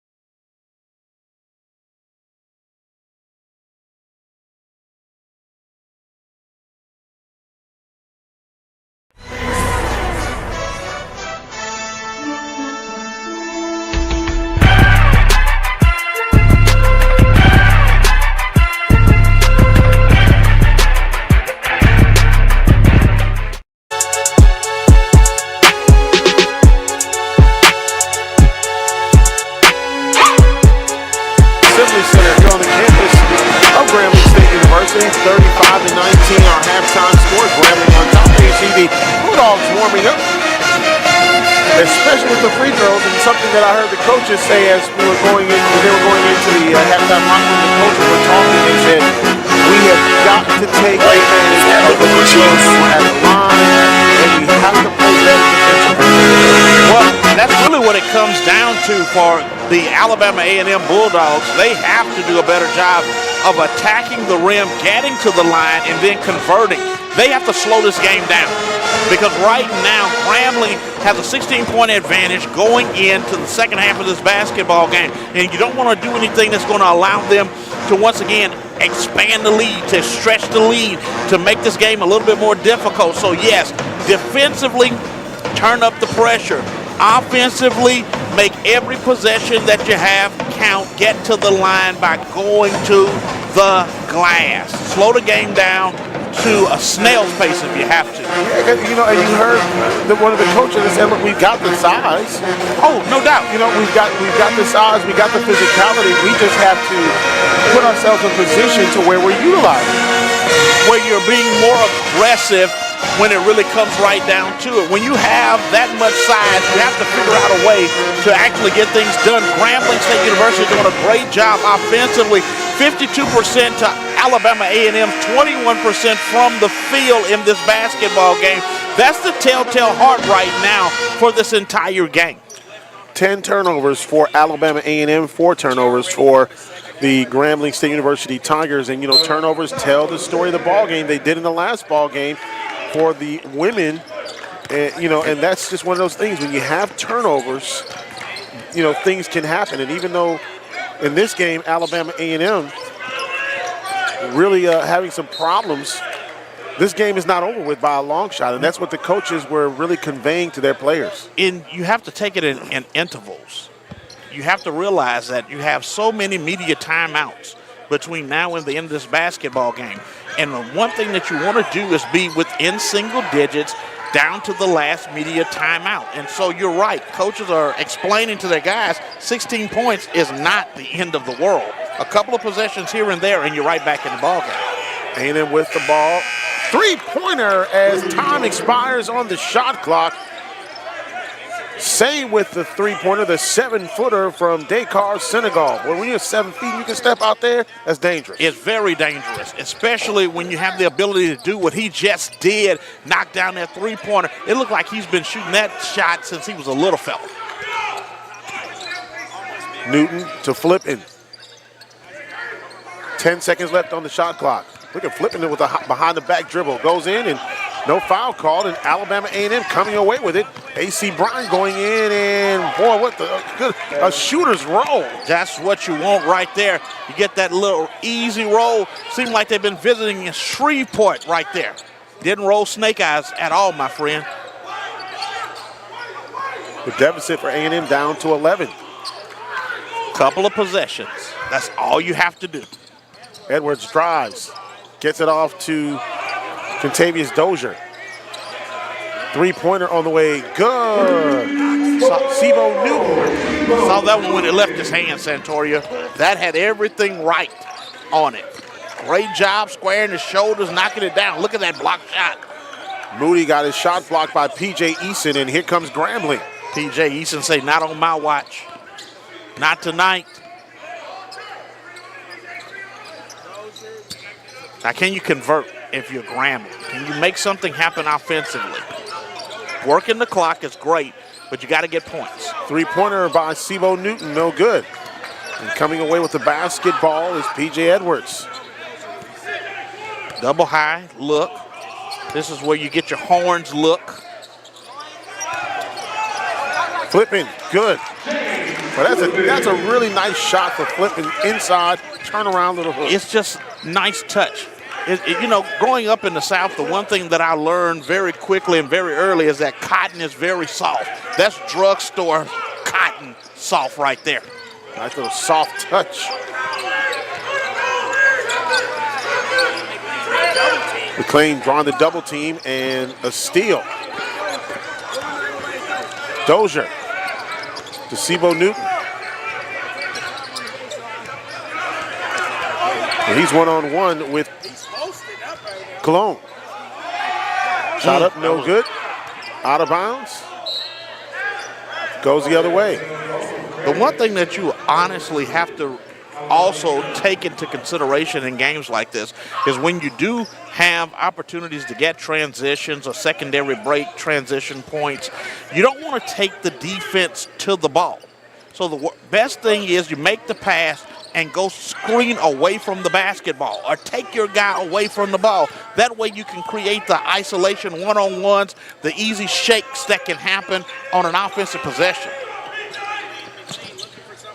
And the ball was tipped, and Newton comes away with it. Gets it to Dozier.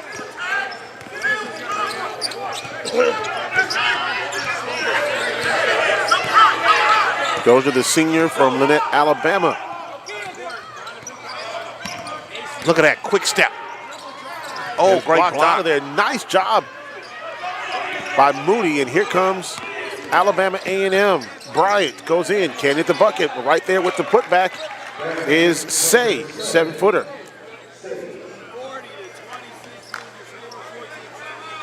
And there's a timeout on the floor. Look at this, great job getting to the window by A.C. Bryant. Then look at the follow. Even though the miss was there, Say was right there to put it back in. I got your back. Timeout on the floor, we'll be right back.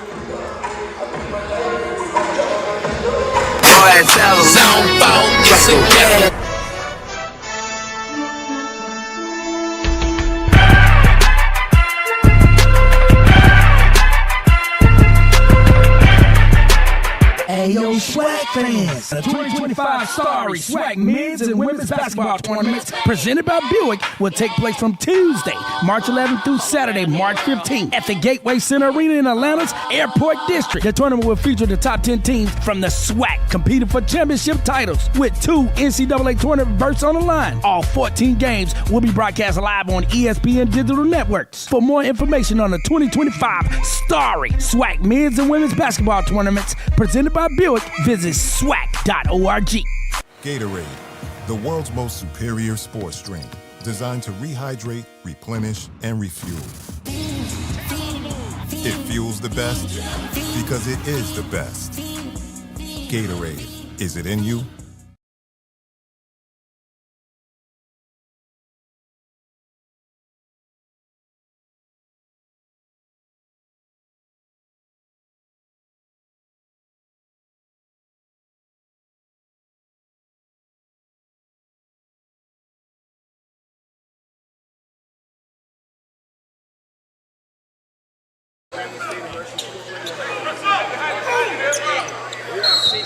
The champion will be crowned this year in Atlanta, Georgia.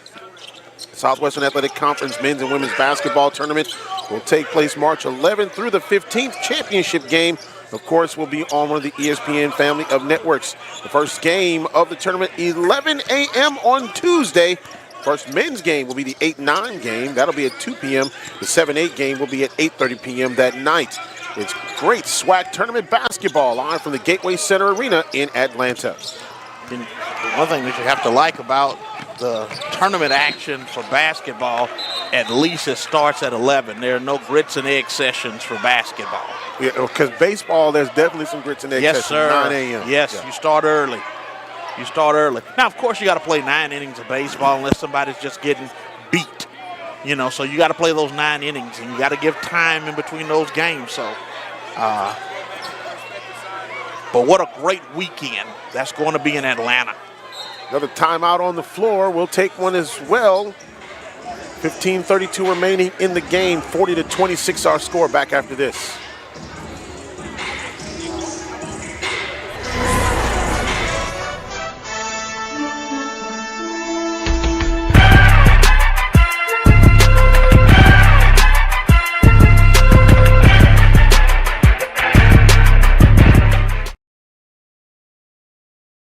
Some people deny the power of Flamin' Hot. Spicy deniers.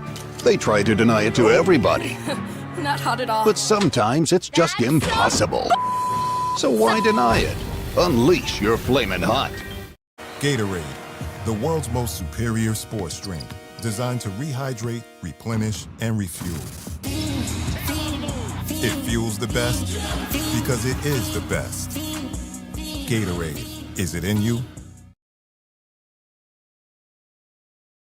The Home Depot Retool Your School program has been championing HBCU's vision of unity and purpose. We've been right there with campus grants, scholarships, and career opportunities. Schools have seen their visions for upgrading their campuses and communities come to life through sustainability projects, as well as new places to connect, like innovation lounges and outdoor pavilions. As we celebrate, we're excited to keep the momentum going. Retool Your School. We're powered by purpose. 40-26 our score. Grambling on top with 15:32 remaining in the ball game. And now if you are the Alabama A&M Bulldogs, the game is just one possession at a time. They'll have the ball under their own goal. And again, for them, long road trip because you got this game, then the game at Southern, and then the tournament in Atlanta starting on Tuesday. Foul coming up on Grambling. Those are long trips. So you leave Baton Rouge only to drive another 8-9 hours to get back to Huntsville, to turn around and then drive to Atlanta. That's about right. And play on Tuesday night, or Tuesday. You get back probably in the wee hours of the morning on Sunday, and you leave back out on Monday.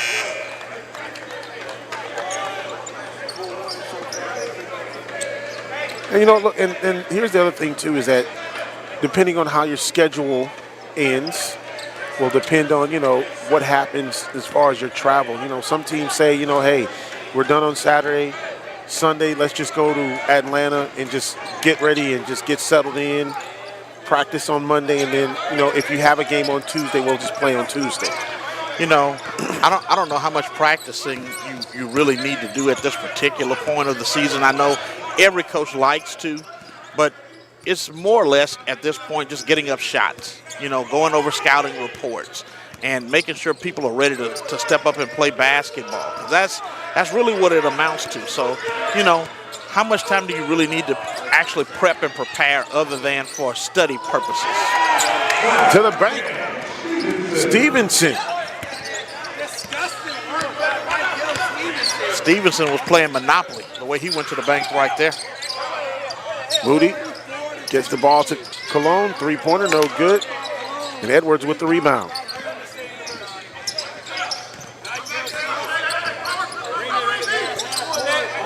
Dozier thought about the three. Bounce pass to Antoine. Oh, I was about to say he would have to be Stretch Armstrong to get up there and get that without stepping out of bounds. PJ Edwards stepped on the sideline, and it goes back to Alabama A&M into the ball game now for the Bulldogs. Lorenzo Downey will come into the contest. Moody will inbound the basketball to A.C. Bryant. Yeah, Edwards did a great job of going up high to try to get that one, tried to tight walk the sideline.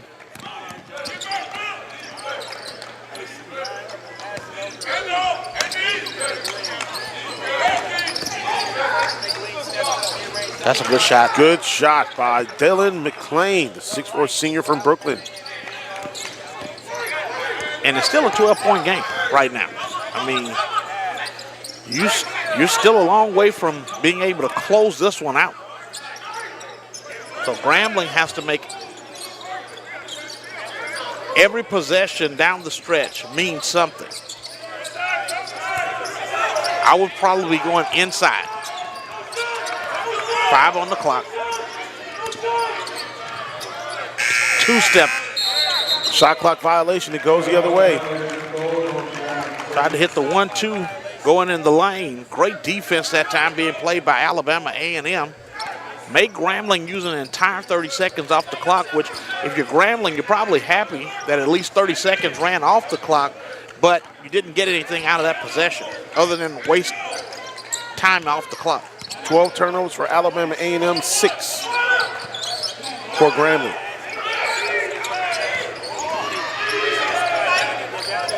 Three-pointer by A.C. Bryant, no good. Dozier gets the rebound for Grambling.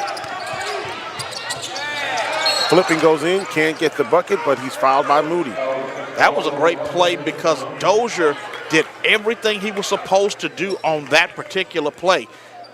Great job getting the rebound, pushing, keeping his eyes open, turning away, making almost the Magic Johnson no-look pass. This would have been Magic. Magic would have said he would have hit him with a little hee-hee on that play.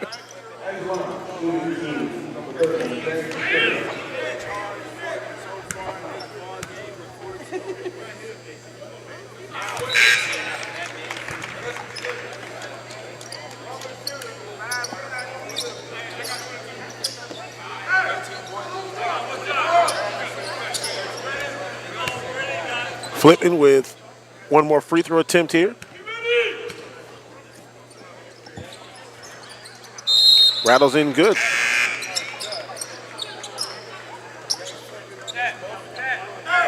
Flipping average is about 62% from the free throw line and able to put a couple up on the board. And Flippin has actually been playing better basketball these last few basketball games for the Grambling Tigers, making a difference. You have to find a way to get your bigs involved as the tournament gets ready to get started.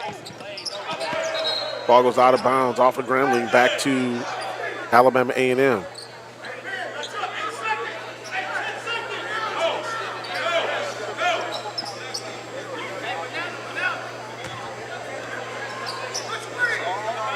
Alabama A&M only has 10 on the shot clock.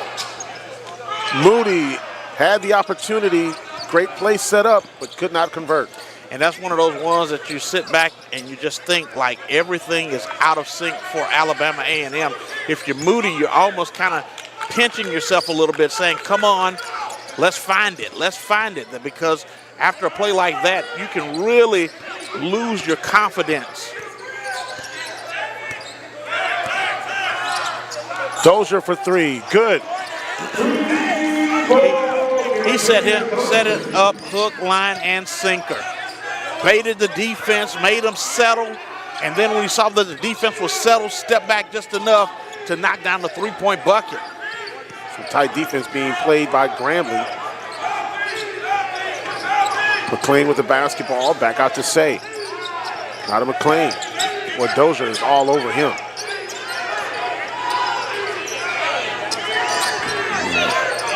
Nice move. A.C. Bryant as the shot clock expires. That's a great job. It took him one dribble to get from the three-point line to the rim. That's explosion.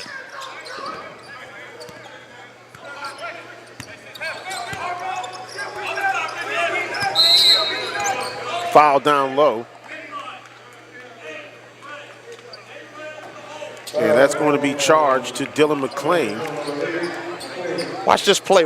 Oh, thought we was going to set it up to see it. Bye. And Dylan was all over P.J. Eason. And we have a timeout on the floor. Grambling up by 15. Back after this.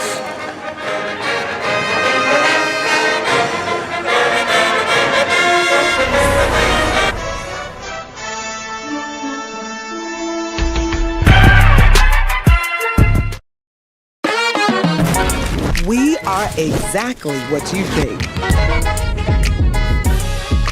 We are not at all what you think. We are past, present, and future, all in one. Because the best way to honor our history is to make history. General Motors, honored to sponsor the Southwestern Athletic Conference.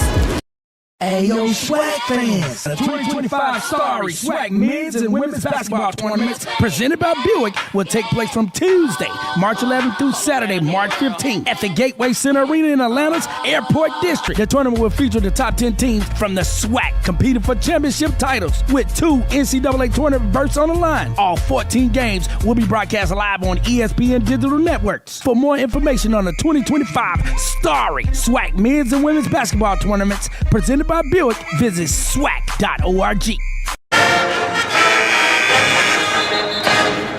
Back here in Grambling. Tigers on top 47-32. 11:20 remaining in this ball game.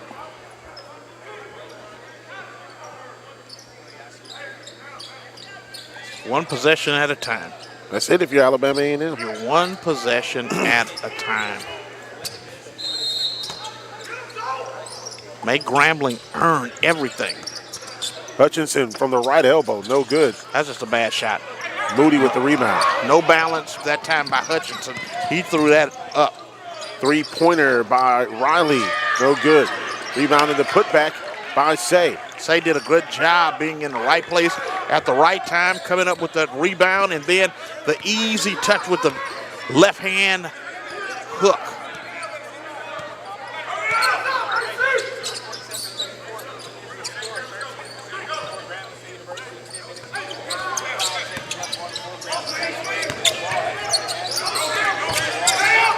Shot clock winding down. Stevenson behind the back dribble. Hutchinson, three, good.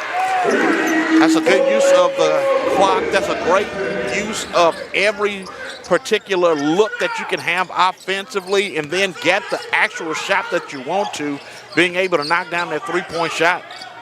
And a steal. Stevenson to Burnett, back to Stevenson. Burnett with the bucket.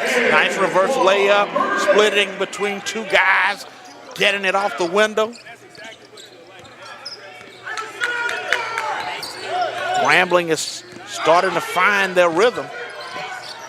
AC Bryant is going to go to the free throw line as he's fouled. Hutchinson with the foul. And that's his third personal. Good job of getting between the defenders and then picking up that foul. Bryant going to the line.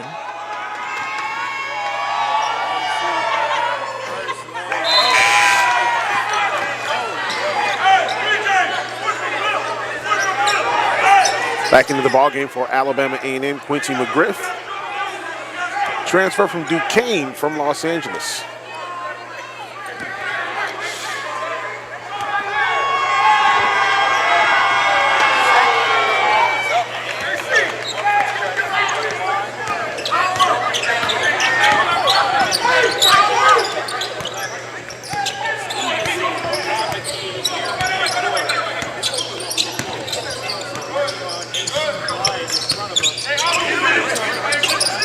Burnett with the basketball.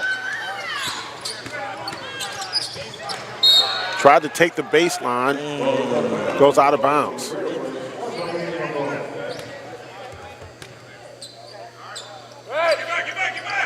One of those plays where sweat from your entire body gets on your hand, and next thing you know, you lose possession of the basketball trying to gather the basketball. Stevenson on AC Bryant. Now to Say, he takes a three-pointer, good. Boy, second three-pointer of the evening for Say. Say is finding a way to try to keep his Bulldogs in this basketball game. He only had 4 points in the game against Grambling the first time that these two teams played. You can tell that he is starting to settle into doing what is necessary in this basketball game to make things happen. Again, if he has the hot hand, if I'm Alabama A&M, I'm trying to get him the basketball as much as I possibly can. Say has 10 points. He's 4-5 from the field.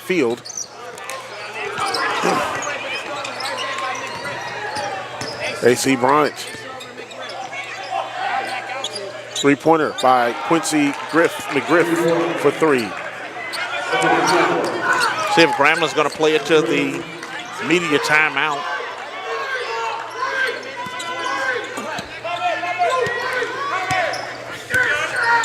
Quietly, Alabama A&M now trails just by 11.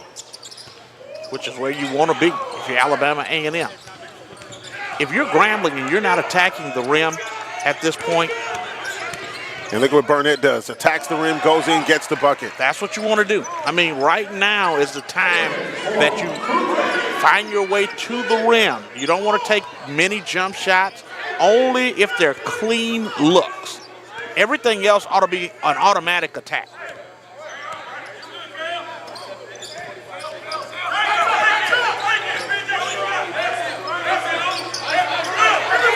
Say comes up. Not a Moody. 5 on the shot clock. 3 seconds left on the shot clock. Shot clock expired. Grambling basketball. Timeout on the floor. 7:28 remaining in the game. Grambling up 13. We'll take this timeout. You're watching the SWAC Digital Network.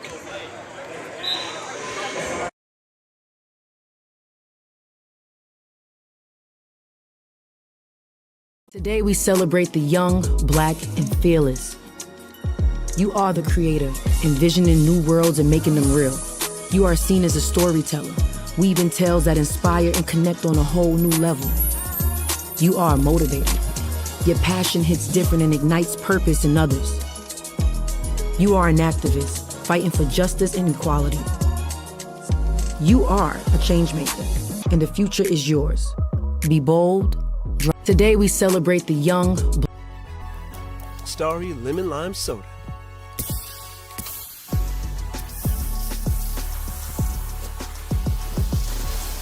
Music to my ears. You don't have ears. Starry, hits different. Some people deny the power of Flamin' Hot. Spicy deniers.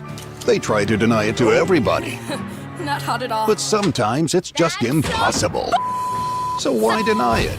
Unleash your Flamin' Hot.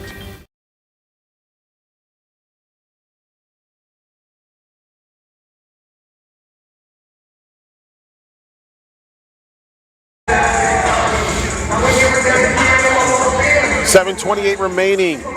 54-41 Grambling on top. There you see a shot inside the Alabama A&M huddle. Head coach Otis Hughley, Jr. telling his kids, hey, you were down 11, now you're down 13 again. You just got to take one possession at a time. Keep fighting. And keep fighting. That's it. Keep fighting. You don't know what's going to happen this last 7 minutes.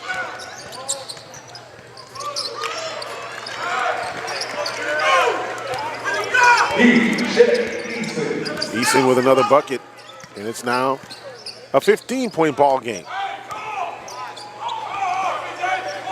This is a good move to the rim. Moody goes in and gets the bucket. I don't know why Alabama A&M hasn't done more of that. They've had good looks, you know, shooting the basketball, but just attacking the rim, being aggressive, making Grambling actually play defense, putting Grambling on their heels. Stevenson to Eason. Great job to get it to flip in. Nice. That is beautiful basketball.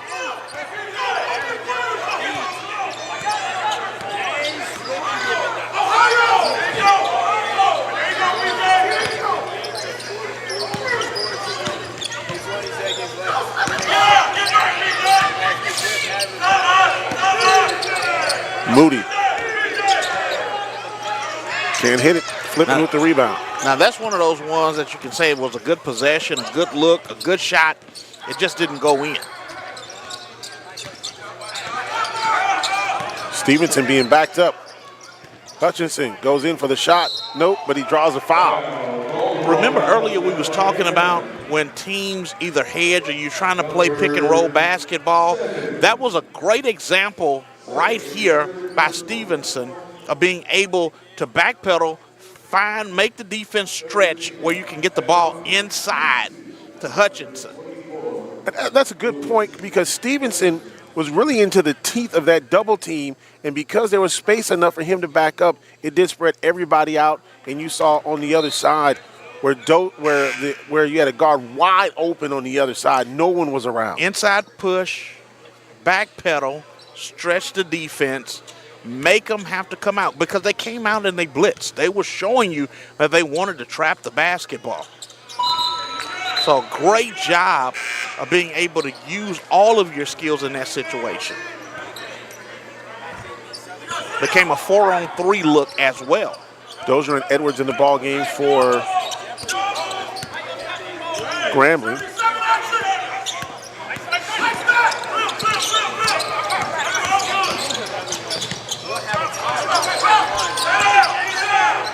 Nice bucket, Chad Moody. He is smooth as silk. I'm telling you that. Smooth. Just absolute smooth. Like butter that you've left out overnight just to let it get soft. He's smooth. That's pretty bruh. smooth. PJ Eason gets the bucket.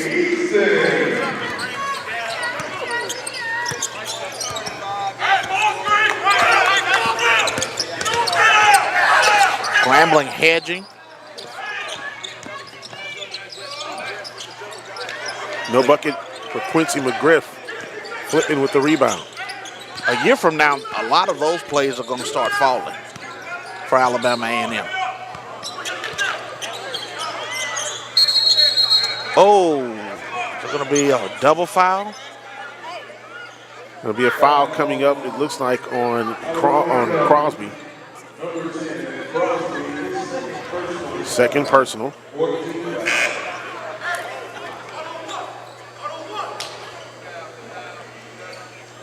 I think Coach Hughley Jr. is going to take that foul because it was just aggressive. There was nothing good hard malicious play about it. Yeah, good hard play. Guys wanting to win, and that's all you want to see. You want to see guys fight. Between these lines, saying, right now, it is absolute battle. Yeah. You know, it is a battle going on. When the whistle blows or the horn goes off at the end of the game, then it's all over. Dozier trying for the circus shot. No good. Moody with the rebound. And he gets it out to A.C. Bryant. That's going to be a foul on Flippin.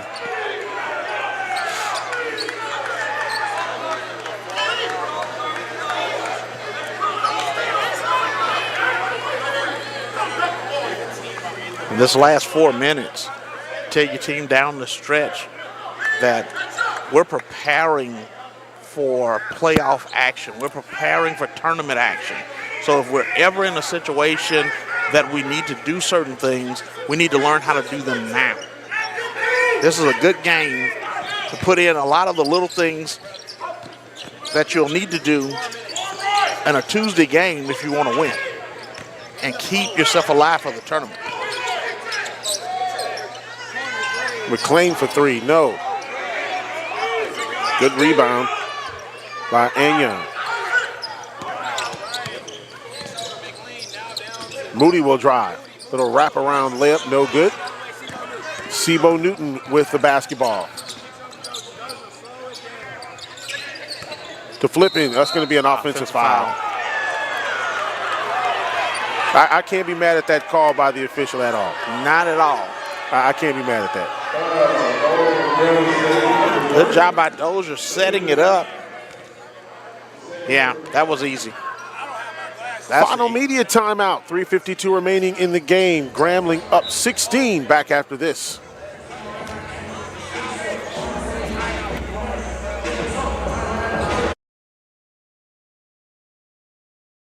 Some people deny the power of Flamin' Hot. Spicy deniers. They try to deny it to everybody. Not hot at all. But sometimes it's just impossible. So why deny it? Unleash your Flamin' Hot. The game is changing, but what drives the game never will. What you have inside.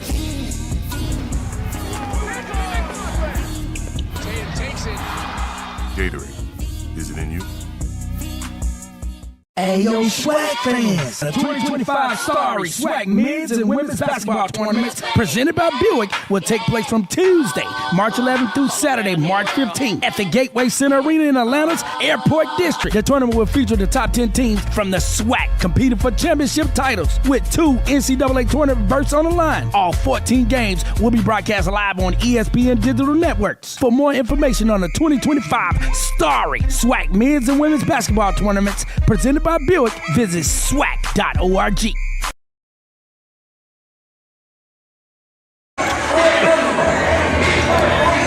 61-45 is our score. 3:52 remaining in the ball game.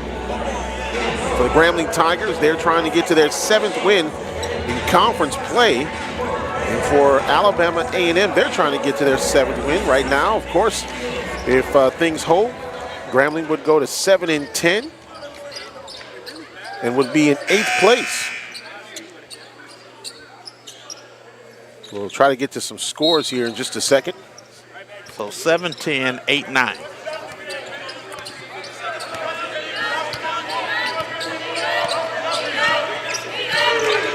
Well, these two teams could see each other again in the tournament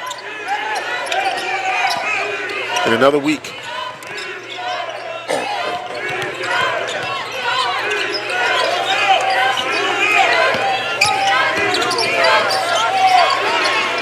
Ball on the floor. Grambling comes away with it. Now it's tied up. Great job by A.C. Bryant tying the basketball up down in the paint. Reminded me when I was a child, we used to play a game called hot potato. That's what it looked like. A game of hot potato. Nobody could really put their hands on the basketball.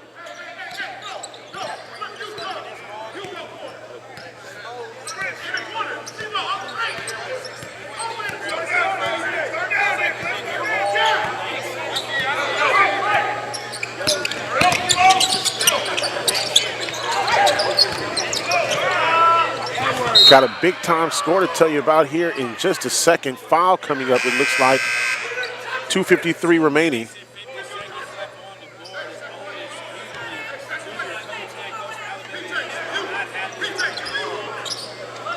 Taking a look at one of the surprising scores. Alabama State beats Southern 66-65. That's impressive. Shot clock violation. Especially to do it in Baton Rouge on tonight.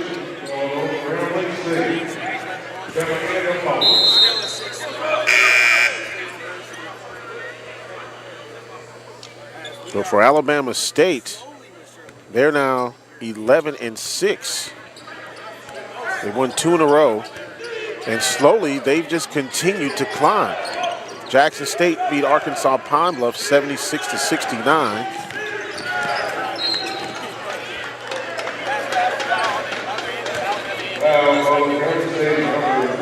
There's a foul coming up on Grambling.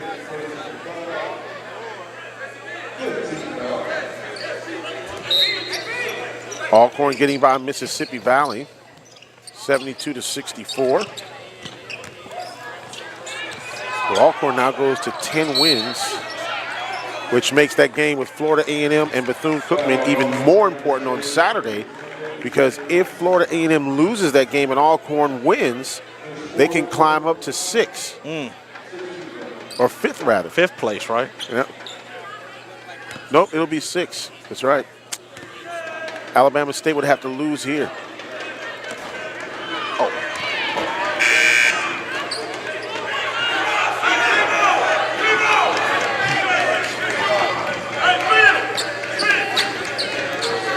And of course, if Grambling wins tonight, that will move them to 7-10 on the year. Yep, they would move a game in front of Alabama A&M for the 8th spot. And again, the way Prairie View is right now, they're 4-13, so it looks like that these two teams will play each other again. It just depends on who gets the 8-9 is basically what it is. But they will play again on Tuesday. And a foul coming up, 2:22 left.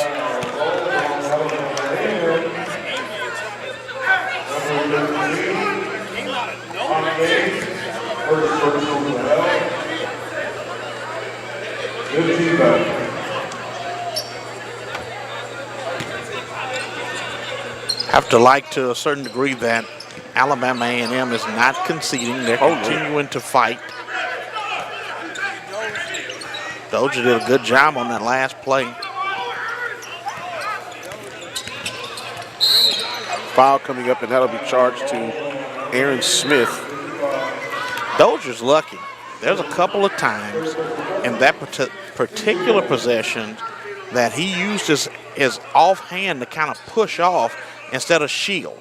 Now, it's legal for you to shield somebody with the offhand, but you're not supposed to use it as an ability to kind of gain an advantage. Aaron Smith out there on Contavious Dozier.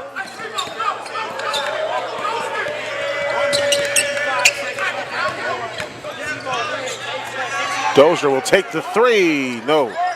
Ball tipped on the ground. P.J. Eason with the bucket. I don't know if you heard Coach Dante Jackson on that play. He's told Stevenson to ghost it. In other words, make it seem as if you were going to go to set the screen, run by it, make the defense follow you, and then open up. Dozier that time. Quincy McGriff with the three-pointer. And a 30-second timeout taken here by Alabama A&M. Coach Otis Hughley now trying to make sure that now they make sure that you're playing good defensively here. Well, that's the main thing. And again, you're practicing strategies that you're going to use down the stretch against teams in the tournament. So if you see Grambling again, if the game's a little closer, you'll know what you need to do after a made basket. So a timeout here helps to set up the pressure or the defense that you want to actually use because, again, you're practicing strategies at this point. Taking a look at our players of the week in the Southwestern Athletic Conference, Trey Thomas from Bethune-Cookman, Shannon Grant, and Deshaun Griffin from Jackson State. Shannon Grant, Impact Player of the Week. Deshaun Griffin, the co-newcomer of the week, and Michael Jacobs, the co-newcomer of the week. Now, if you haven't seen, that's another team, Jackson State. Shannon Grant looks like an offensive tackle. Oh my goodness, he is a big young man. Yeah. I think the last time that we talked, I believe they said that he was 295. Oh, he's in the 260s, 270s. Oh, 260? Yeah. Oh, okay. I'm sorry. He looks like he's 295 if he weighs an ounce. I'm trying to tell you, he's a big kid, old man. Knows how to maneuver on the inside. Good footwork. And if he backs down on you, it's going to be tough on you. I remember watching Bugs Bunny many years ago. He said it's going to be curtains.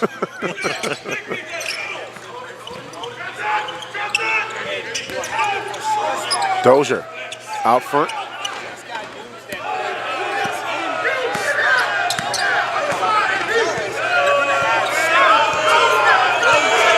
Dozier's going to pull this. Oh, passed it off P.J. instead. Eason with 2 seconds left on the shot clock. Oh, that's not good. That's going to be a foul coming up on Sebo. That's not good if you're Grambling State. Great job by Alabama A&M pushing on the other end of the floor, picking up a foul on the play. But Dozier is on the floor, grabbing his ankle.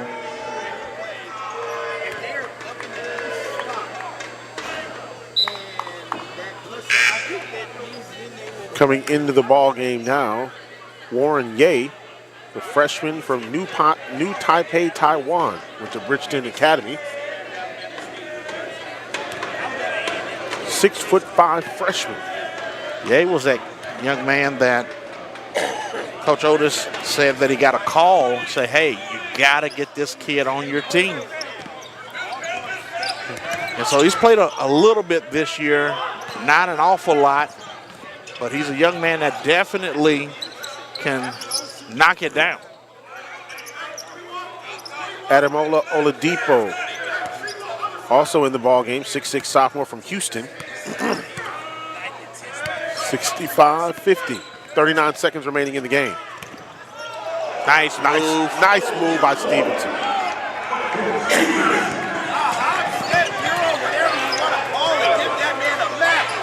Three-pointer on the way. No good by McGriff. Stevenson with the rebound. And a timeout by Grambling with 21.8 remaining. 30-second timeout. Watch this move. Ghost action here. Crossover. Euro step. 1-2. Get to the window. Kiss it off the window. That's a beautiful play. 2 seconds left on the shot clock. They use the entire shot clock. Wow. that's a great offensive possession. When you can get it down into the single digits and you are attacking the rim, you're making the defense actually have to play. You know, it's almost that rock-a-bye baby action right there. You want to put the defense on their heels. 67-51 is what the stats say. The 67-50 is what the scoreboard says. Standings right now, Southern upset by Alabama State, 14-3 now on the season in the SWAC. Jackson State, Bethune-Cookman, they are 12-5. They've got one game remaining against FAMU on Saturday. Texas Southern 11-6, one game remaining on Saturday. That's Prairie View. Alabama State will come here Saturday. Florida A&M, Alcorn, now 10-7 after their win tonight. Alabama A&M will go to 6-11. Grambling will go to 7-10. Stevenson, 15 seconds remaining, and Grambling will play this one out for the final play of the game. Alabama State coming up on Saturday, Senior Day, here in Grambling. Alabama A&M will head down to Southern University for their regular season finale on Saturday. Final score 67-50, the final.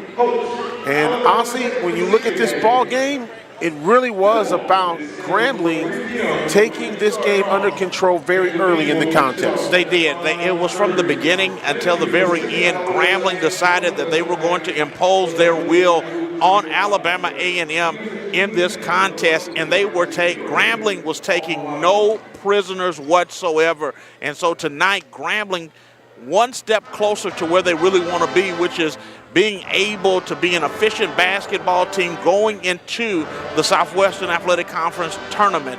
And tonight was just one of those games where Grambling played tremendous basketball. You can't take anything away from them in this game.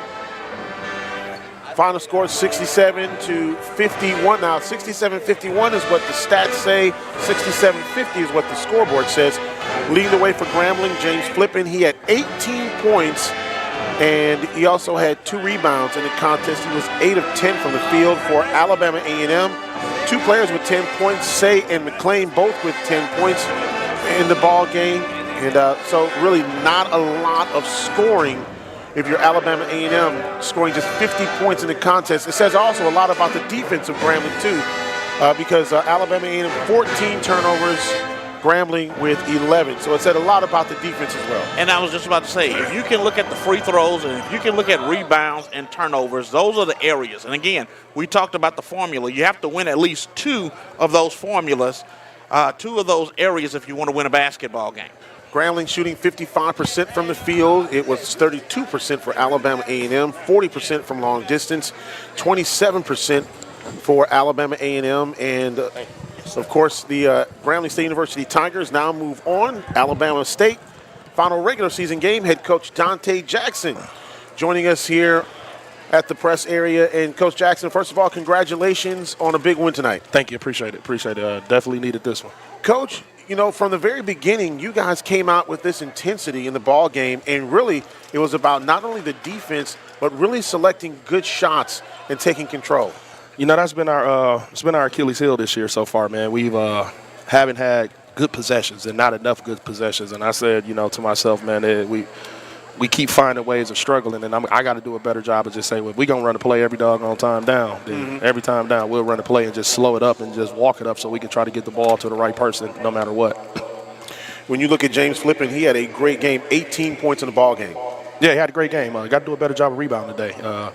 You know, good, giving us a great balance with the inside presence, and that's what we kind of been missing all year. And it's good that he's coming around at the right time. You know, and that's the tough part. You know, experience is a key to everything that happens in life. And he's a first-time Division I player, and you know, it's been up and down for him with work ethic and how hard he got to work and how hard he got to play. But he's starting to figure it out, and that's a blessing in disguise. And you know, the thing of it is that been knowing the kid since he was about 6 years old, growing up in Milwaukee. So I know the player he can be.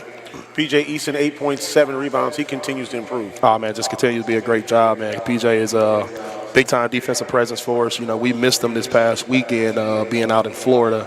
and he was sick and couldn't play, and that really hurt us. But getting him going, getting flipping going, that gives us a great inside presence to be really good. Now you get ready for Alabama State final regular season game, and one of the things that I know you talk about is the momentum, and this game gives you the momentum going into the final game. Listen, I just told him, man, we haven't had the best season that we're accustomed to having and that we expected to have. And like I told him, man, it's a redemption thing. You know, we got to finish our home stand the right way. And let's finish out what people are used to seeing us at Grambling do, win. And one possession at a time. Let's win one possession at a time. Let's find a way to be great out there. Coach, congratulations. 67-50, the final score. Thank you. Appreciate it.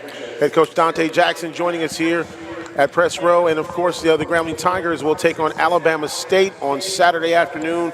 Alabama A&M will make the trip down to Baton Rouge to take on Southern University. Thanks to everybody for helping here with the SWAC Digital Network. We thank you so much for watching. For Ossie Clark and the entire broadcast team, we appreciate you. And always remember, one nation, one people. Peace.